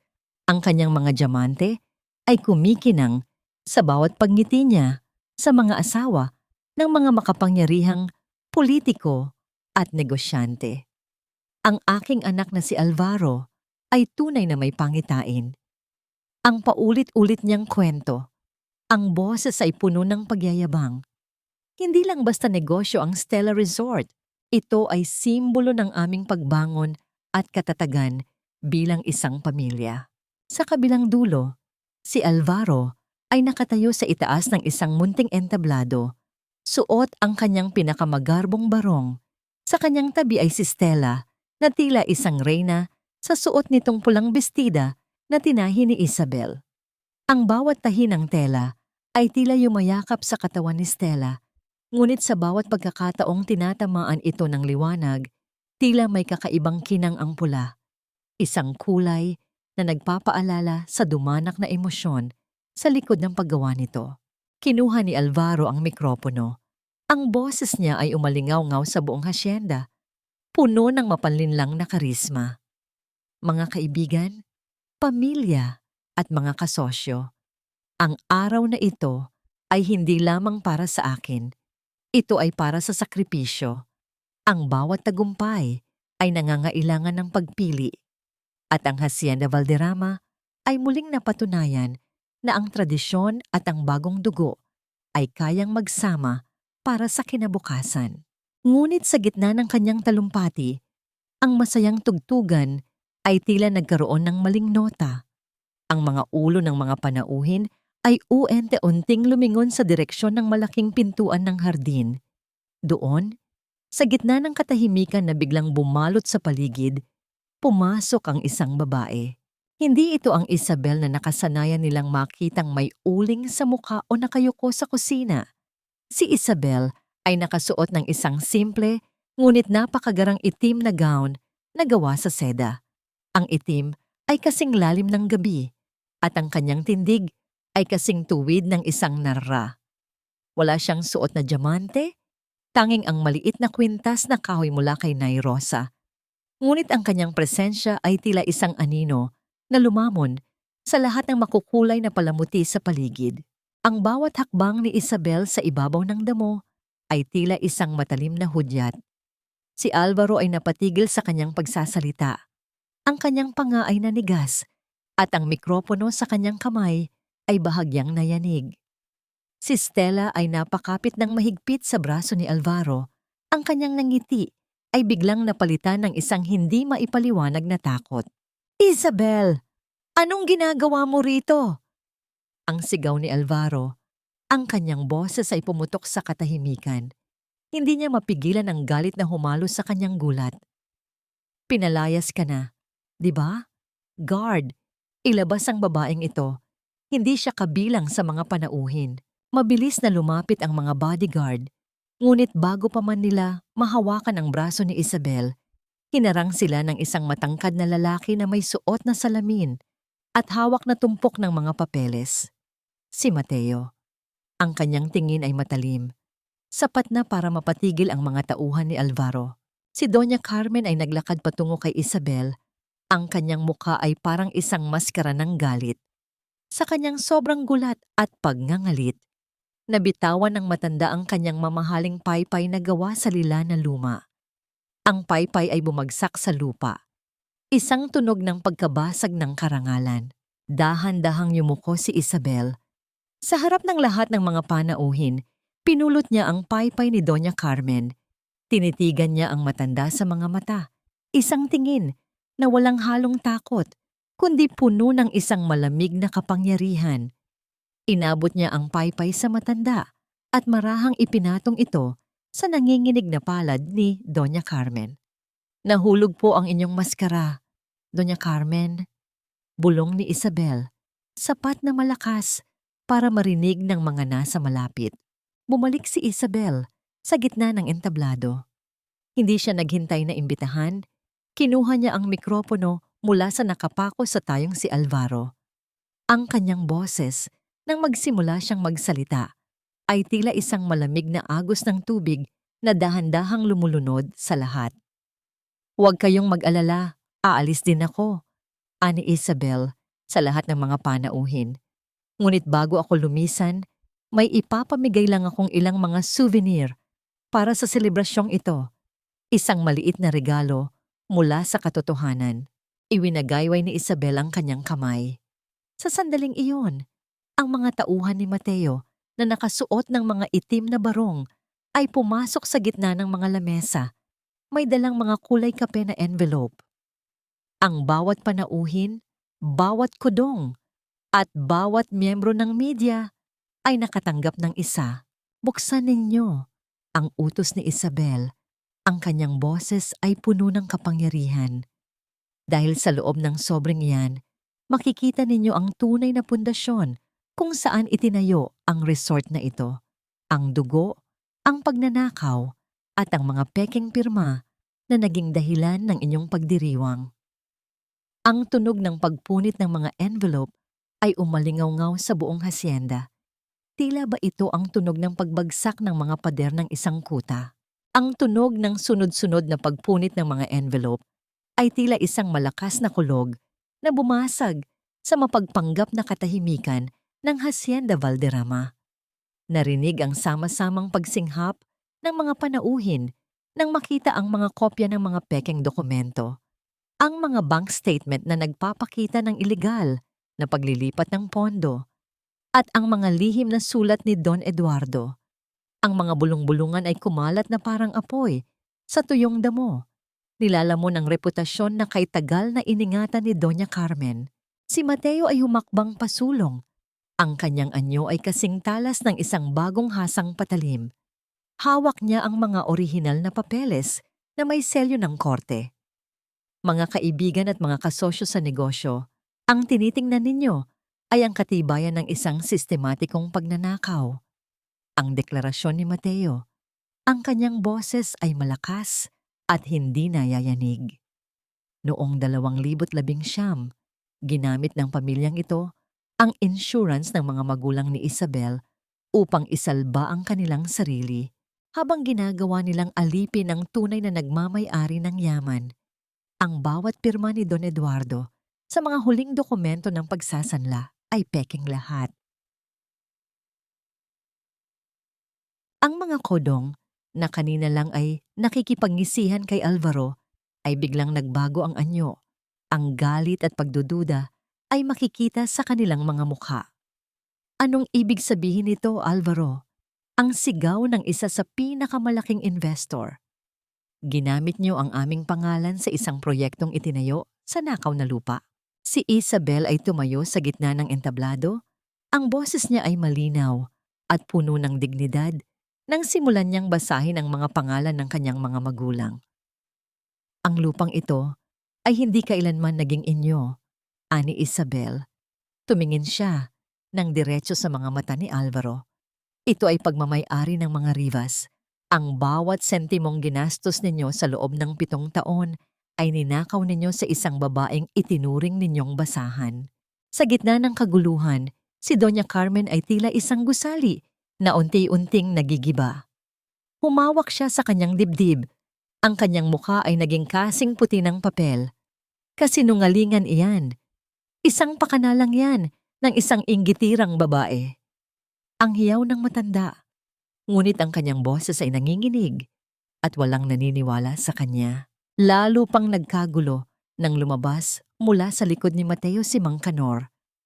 Ang pagpapakita ng matandang punong tagapangalaga ay tila isang huling hatol.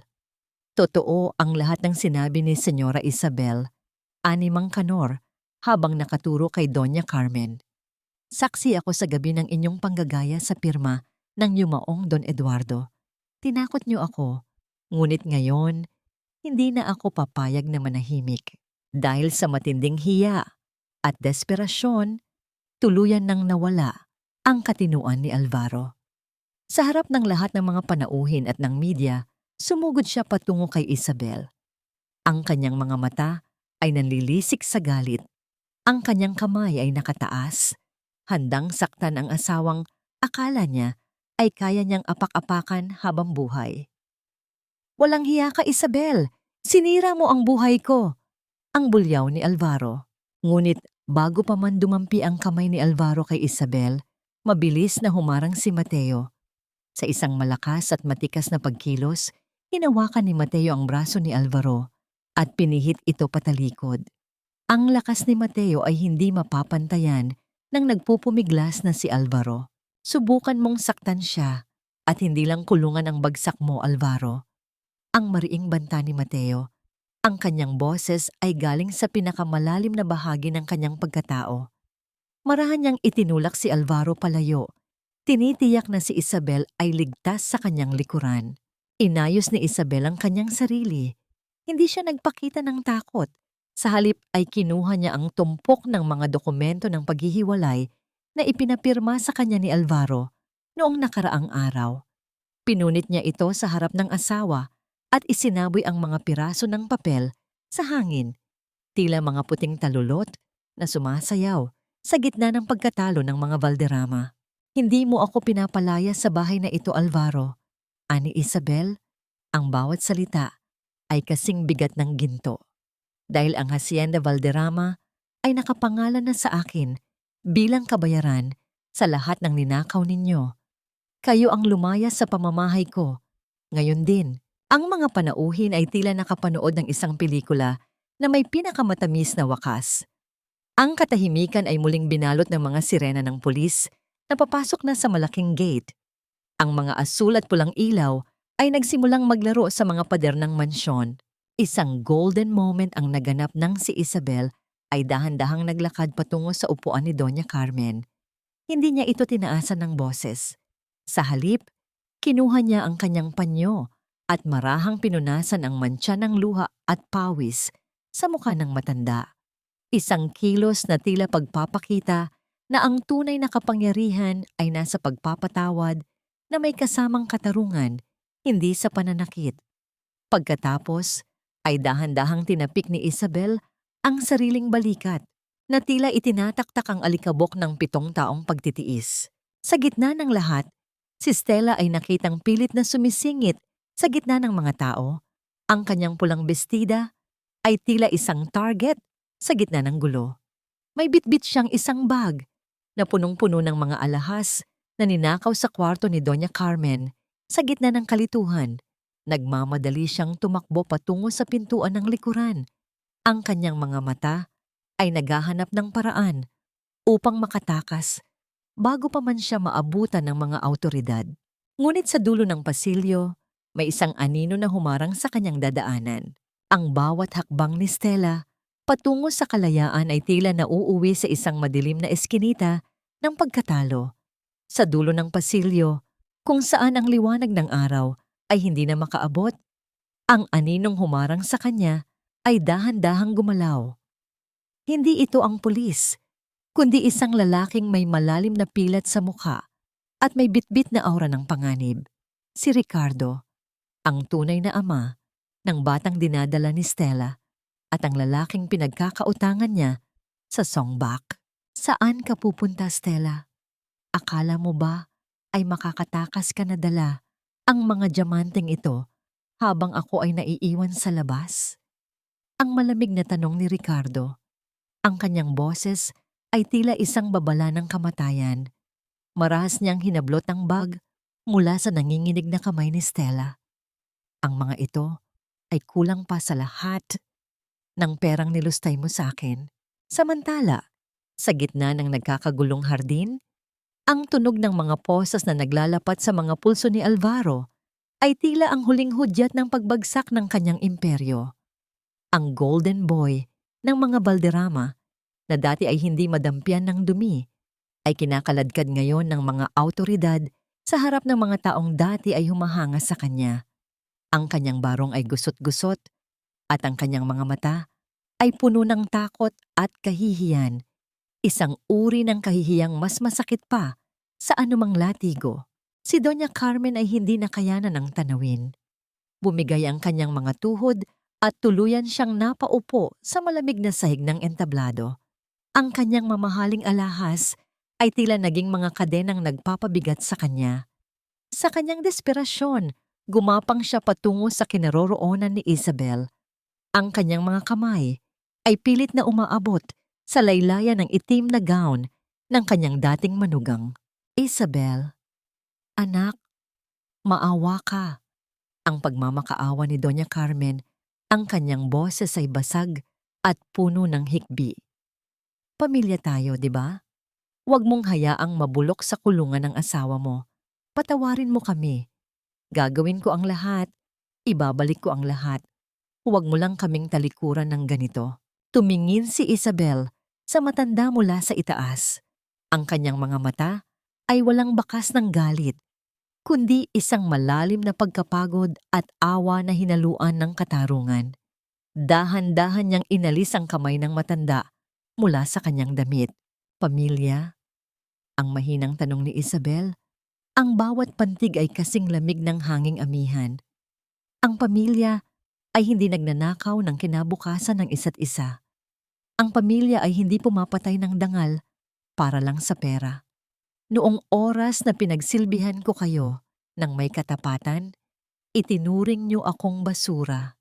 Ngayon, huwag niyo akong tawaging pamilya para lang maisalba ang inyong mga sarili. Sa gitna ng dramang ito, pumasok ang isang grupo ng mga lalaking nakasuot ng itim na leather jacket. Ang mga maniningil ng utang o loan sharks na pinagkakautangan ni Alvaro ng baynong sa harap ng mga panauhin, nagsimula silang magdikit ng mga sticker na foreclosed sa mga mamahaling sasakyan at sa mismong pintuan ng mansyon. Ang bawat sticker na idinidikit ay tila isang selyo ng kamatayan sa dangal ng mga Valderrama. Isang golden moment ang naganap nang lumapit si Nay Rosa kay Doña Carmen. Ang matandang katulong na dati ay kailangang yumuko sa bawat utos ng matanda ay may hawak na isang maruming basahan Ang basahang ginagamit ni Isabel sa paglilinis ng sahig noong siya ay kinakawawa pa rito. Maingat na inilapag ni Nay Rosa ang basahan sa harap ni Doña Carmen. Heto po, Doña Carmen. Ani Nay Rosa, ang kanyang boses ay payapang ngunit may talim. Iyan ang tanging bagay na naiwan ninyo. Gamitin ninyo yan para punasan ang inyong sariling luha. Dahil simula ngayon, wala nang ibang gagawa niyan para sa inyo. Narinig ang malakas na sigaw ni Alvaro nang makita niyang kinakaladkad din si Stella. Palabas ng pasilyo ng mga pulis, kasunod si Ricardo na nagpakita ng mga ebidensya ng kanilang sabuatan sa songbak. Sa sandaling iyon, ang huling hibla ng katinuan ni Alvaro ay tuluyang naputol. Na-realize niya na ang babaeng ipinalit niya kay Isabel ay ang siya ring ahas na nagnakaw sa kanyang huling sentimo. Pinanood ni Isabel ang pag-alis ng mga sasakyan ng pulis habang dahan-dahang lumulubog ang araw sa abot-tanaw ng hasyenda. Ang bawat sirena na papalayo ay tila isang malalim na buntong hininga ng kanyang kaluluwa. Ang katarungan ay hindi dumating sa pamamagitan ng dugo, kundi sa pamamagitan ng pagpapakita sa mga makasalanan ng tunay na kulay ng kanilang sariling mga puso. Tumayo si Mateo sa tabi ni Isabel. Ang kanyang kamay ay bahagyang dumiin sa likod ng balikat ng babae. Isang tahimik na pakikiramay at proteksyon. Tapos na ang kanilang panahon, Isabel. Ang hasyenda ay malinis na. Tumingin si Isabel sa paligid. Ang mga panauhin ay dahan-dahan na ring umaalis. Dala ang mga kwentong hindi nila kailanman malilimutan. Sa gitna ng kaguluhan, isang bagay ang natutunan ni Isabel. Ang karma ay hindi laging mabilis. Ngunit kapag ito ay dumating, ito ay kasing bigat ng lahat ng kasalanang itinanim ng isang tao. Napangiti si Isabel ng mapait habang hinahawakan ang kanyang kwintas na kahoy. Ang tagumpay ay hindi ang pagpapakulong sa kanila, kundi ang muling paghahanap sa kanyang sarili sa gitna ng mga guhong iniwan ng kanilang kasakiman. Ang bawat salita ni Ricardo ay tila isang malakas na agos ng tubig na bumubura sa huling bakas ng dignidad ni Stella. Sa harap ng mga pulis at ng mga natitirang saksi, inilabas ng lalaking may pilat ang isang tumpok ng mga larawan at dokumento mula sa songbak. Hindi lamang ito tungkol sa utang, ito ay tungkol sa isang malaking panloloko na binuo ni Stella upang makapasok sa mundo ng mga balderrama. Tingnan niyo ang babaeng ito, ani Ricardo. Ang kanyang boses ay puno ng pagkasuklam habang itinuturo ang nanginginig na si Stella. Ang batang sinasabi niyang magdadala ng dangal sa inyo? Anak ko iyan. Pinlano namin ito, ngunit hindi ko akalain na pati ako ay tatalikuran niya para lang sa yaman ninyo. Ginamit niya ang bawat sentimong nakuha niya kay Alvaro para bayaran ang kanyang mga pagkatalo sa sugal habang nangangako siya sa akin ng magandang buhay. Ang katahimikan sa paligid ay kasing bigat ng tingga. Si Alvaro, na noon ay hawak-hawak pa rin ng mga pulis malapit sa sasakyan, ay tila nawalan ng lakas na tumayo. Ang kanyang mukha na dati ay puno ng kayabangan ay naging isang larawan ng matinding pagkagapi. Ang katotohanang ang babaeng ipinaglaban niya, ang babaeng naging dahilan ng kanyang pagtalikod kay Isabel, ay ang siya ring ahas na dahan-dahang lumalamon sa kanyang pagkatao, ay isang parusang hindi niya kayang batahin. Stella, totoo ba? Ang mahinang tanong ni Alvaro, ang kanyang boses ay basag at puno ng hindi maipaliwanag na sakit. Lahat ng ito, ang baby, ang pagmamahal mo, lahat ba yon ay palabas lang? Hindi makatingin si Stella ng diretsyo. Ang kanyang mga luha ay hindi na luha ng pagsisisi, kundi luha ng isang pusakal na nahuli sa akto.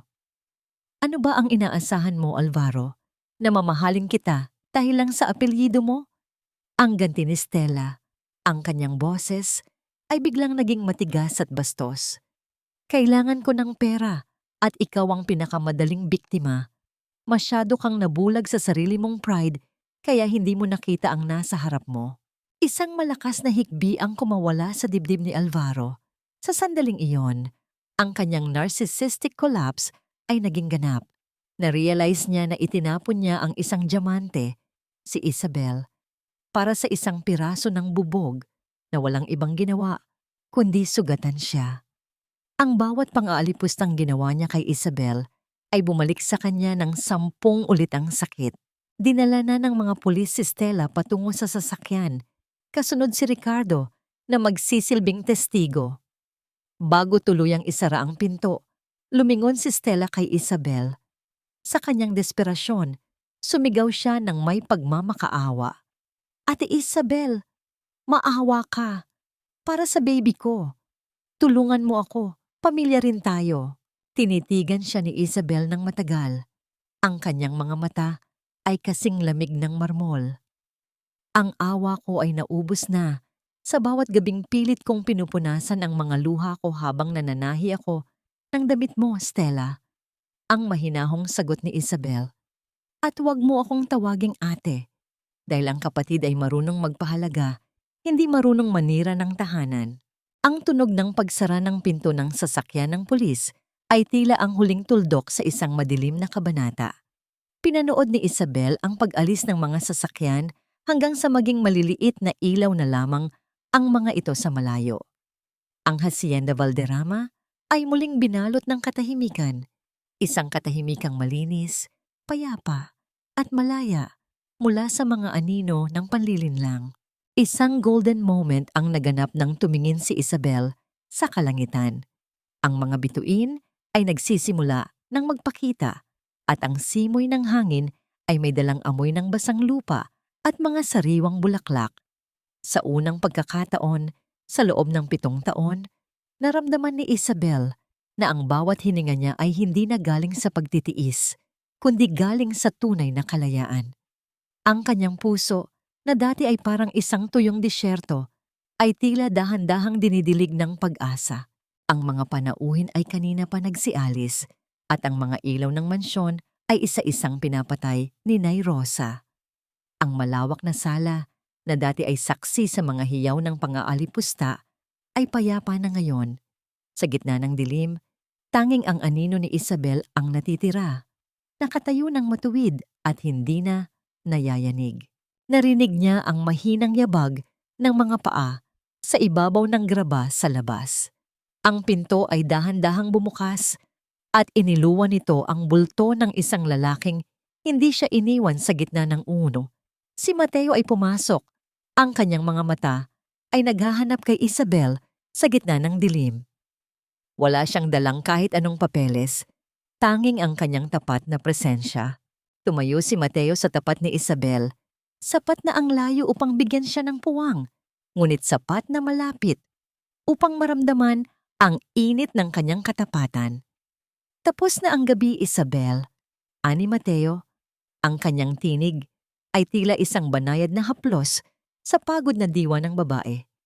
Tumingin si Isabel sa kanya at isang maliit, tunay na ngiti ang sumilay sa kanyang mga labi. Salamat, Mateo, sa pagpapanatili ng aking katinuan nang ang lahat ay tila nawawala na. Inabot ni Mateo ang kanyang kamay, hindi upang hawakan si Isabel, kundi upang ipakita na naroon lang siya, handang umalalay sa anumang susunod na hakbang. Sa ilalim ng liwanag ng buwan, ang dalawang kaluluwang ito ay nakatayo sa gitna ng mga guho ng nakaraan, handang bumuo ng isang bagong bukas na hindi na nakabatay sa mga maskara, kundi sa hubad na katotohanan ng kanilang mga puso. Ang bawat yabag ng mga paa ni Mateo sa sahig na cam thatch ay tila isang banayad na ritmo na nagpapagising sa natutulog na mansyon. Hindi siya nagdadala ng mga legal na papeles o mga dokumento ng korte. Sa halip, hawak niya ang isang simpleng mangkok ng mainit na tsaw na inihanda ni Nay Rosa. Ang usok na nagmumula sa mangkok ay may dalang bango ng luyang sariwa, isang amoy na nagpapaalala sa tunay na tahanan at pag-aalaga. Nakatagpo niya si Isabel na nakaupo sa huling baitang ng engrandeng hagdanan. Ang kanyang itim na gown ay bahagyang nakalatag sa sahig at ang kanyang mga balikat ay nakalaylay sa matinding pagod. Ang sikat ng buwan mula sa malaking bintana ay tumatama sa kanyang mukha. Inilalantad ang bawat bakas ng luhang natuyo na sa kanyang mga pisngi. Isabel! Ang mahinang tawag ni Mateo. Lumapit siya at dahan-dahang inilapag ang mangkok sa tabi ng babae. Kailangan mong kumain. Maghapon kang hindi naglalagay ng kahit ano sa iyong sikmura. Tumingin si Isabel sa mangkok. Pagkatapos ay kay Mateo. Sa sandaling iyon, ang pader na kay tagal niyang binuo upang maging matatag ay biglang nagbitak. Ang kanyang lalamunan ay tila bumanat at ang init ng mga bagong luha ay nagsimulang mamuo sa kanyang mga mata. Hindi ito luha ng pighati para sa mga Valderrama, kundi luha ng isang kaluluwang sa wakas ay nakaramdam ng kaligtasan. Nagsimulang humikbi si Isabel.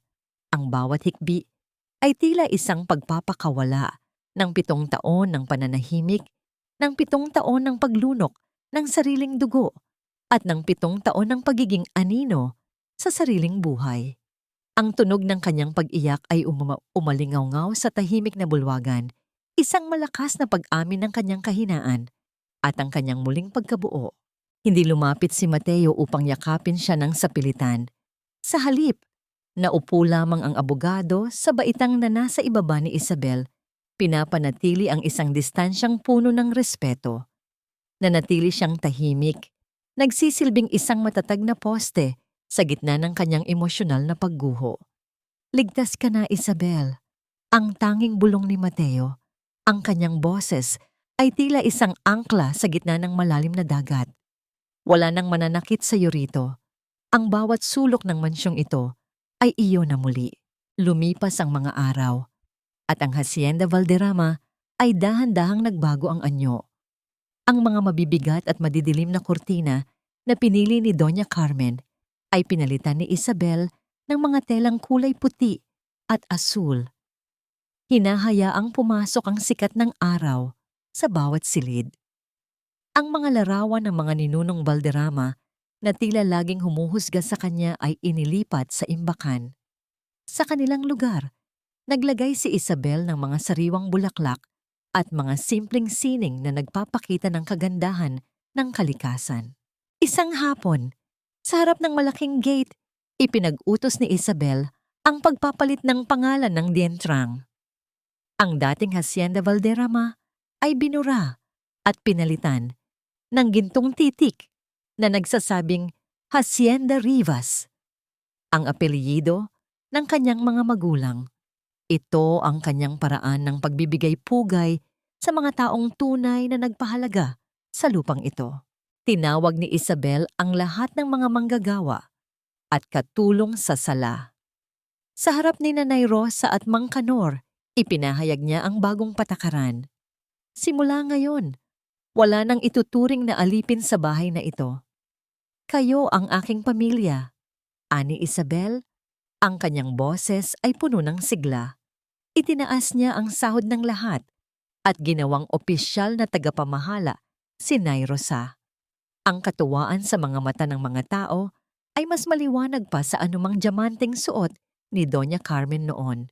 Isang golden moment ang naganap ng dalhin ni Isabel ang kanyang maliit na paso ng sabila sa gitna ng hardin. Maingat niyang inilipat ang halaman sa mismong lupa sa tabi ng isang puno ng nara.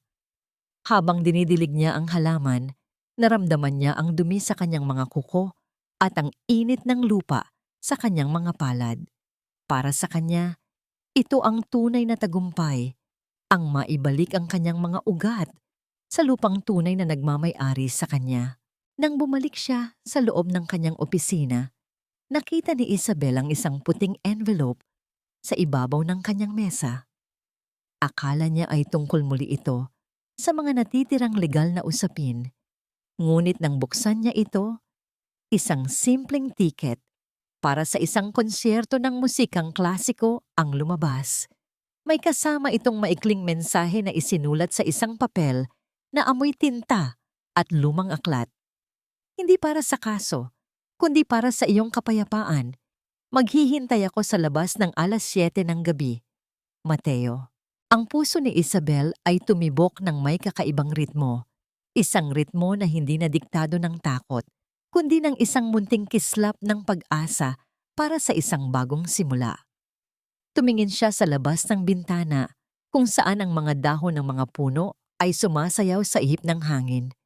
Ang bagyo ay tuluyan ng lumipas at sa bawat pagsibol ng mga bagong dahon, alam ni Isabel na ang kanyang buhay ay muli nang namumukadkad sa ilalim ng liwanag ng katotohanan. Pinihit niya ang kanyang kwintas na kahoy at huminga ng malalim. Ang bawat hininga ay isang pangako na ang Isabel na naging martir ay hindi na muling babalik. Dahil ang Isabel na nakatayo ngayon ay ang siyang reyna ng sarili niyang tadhana. Ang bawat patak ng umaga sa Hacienda Rivas ay kasing tamis ng sariwang kape at ang bawat sinag ng araw ay may dalang pangako ng bagong simula. 2 taon na ang lumipas mula nang gumuho ang imperyo ng kasinungalingan ng mga Valderrama at ang bawat sulok ng lumang mansyon ay naging saksi sa paghihilom ng isang kaluluwang matagal nang nasugatan. Nakatayo si Isabel sa balkonahe, suot ang isang simpleng bestidang puti na umaayon sa ihip ng hangin. Mula sa kanyang kinatatayuan, natatanaw niya ang mga manggagawa na masayang nag-aani ng mga gulay at prutas sa malawak na lupain. Ang Hacienda Rivas ay hindi na isang dambana ng kasakiman, kundi isang sentro ng agrikultura na nagbibigay buhay at pag-asa sa buong komunidad. Hindi na siya ang babaeng nakayuko, kundi ang reyna ng sarili niyang kaharian na nagtatayo ng isang imperyo ng pagmamahal at katotohanan. Ang kanyang puso, na dati ay balot ng pait at galit, ay ngayon ay payapa at malaya. Natutunan niyang ang pagpapatawad ay hindi para sa mga taong gumawa sa kanya ng masama, kundi para sa kanyang sarili. Si Alvaro ay nananatili sa kulungan, nagbabayad sa kanyang mga kasalanan, habang si Doña Carmen ay namumuhay sa isang squatters area, pilit na humihingi ng limos. Isang karma na mas masakit pa sa anumang parusang pisikal. Hindi na niya ito pinagagalitan. Hindi na rin niya inaalala. Ang kanilang presensya sa kanyang isipan ay kasing lamig ng hangin sa gabi. Isang paalala na ang tunay na kalayaan ay ang hindi na pagkakaroon ng pakialam. Walang puot, walang pagmamayabang, tanging isang malalim na katahimikan. Narinig niya ang tunog ng isang sasakyan na pumasok sa gate. Hindi ito ang magagarang sasakyan ng mga Valderrama, kundi isang simpleng vintage car na kulay asul. Bumaba mula dito si Mateo. Suot ang isang puting polo at pantalong lino. Ang kanyang anyo ay kasing payapa at kasing sigla ng araw. Ang kanyang buhok ay medyo mahaba na ngayon at ang mga mata niya ay puno ng pagmamahal na hindi kailanman nagtago. Handa ka na ba para sa ating dinner, Isabel? Ang tanong ni Mateo, ang kanyang tinig ay malambing at puno ng pagmamahal. Lumapit si Mateo sa kanya. Ang kanyang kamay ay dahan-dahang lumapat sa pisngi ni Isabel. Ang haplos niya ay kasing banayad ng hangin. At ang bawat haplos ay tila isang kumpirmasyon ng lahat ng pagmamahal na tahimik nilang binuo. Kinuha ni Mateo ang isang sariwang bulaklak na sampagwita mula sa kanyang bulsa. At maingat itong isinabit sa buhok ni Isabel. Matagal na akong handa, Mateo. Ang sagot ni Isabel. Ang kanyang boses ay puno ng kaligayahan habang dahan-dahang isinasandal ang kanyang ulo sa balikat ni Mateo. Hindi ito ang mabilis at mainit na pag-ibig na madalas makita sa mga pelikula. Ito ay isang pag-ibig na itinayo sa pundasyon ng paggalang, pagtitiwala at pag-unawa. Isang pag-ibig na dahan-dahang namukadkad sa gitna ng unos at nagpatuloy na lumago sa ilalim ng liwanag ng araw. Ang kanilang mga kamay ay dahan-dahang nagtagpo.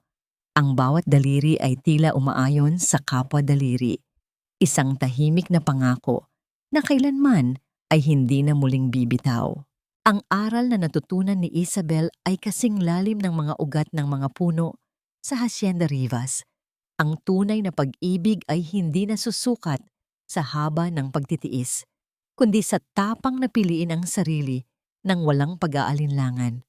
Ang pagpapatawad ay hindi paglimot, kundi ang pagpili na huwag nang hayaang lamunin ng nakaraan ang iyong kasalukuyan. At ang kapayapaan ay hindi matatagpuan sa yaman o kapangyarihan, kundi sa pagtanggap sa kung sino ka at sa pagpili na mahalin ang sarili ng higit sa lahat. Napakasaya ko na sa wakas natagpuan na ni Isabel ang kanyang paghilom at pag-asa.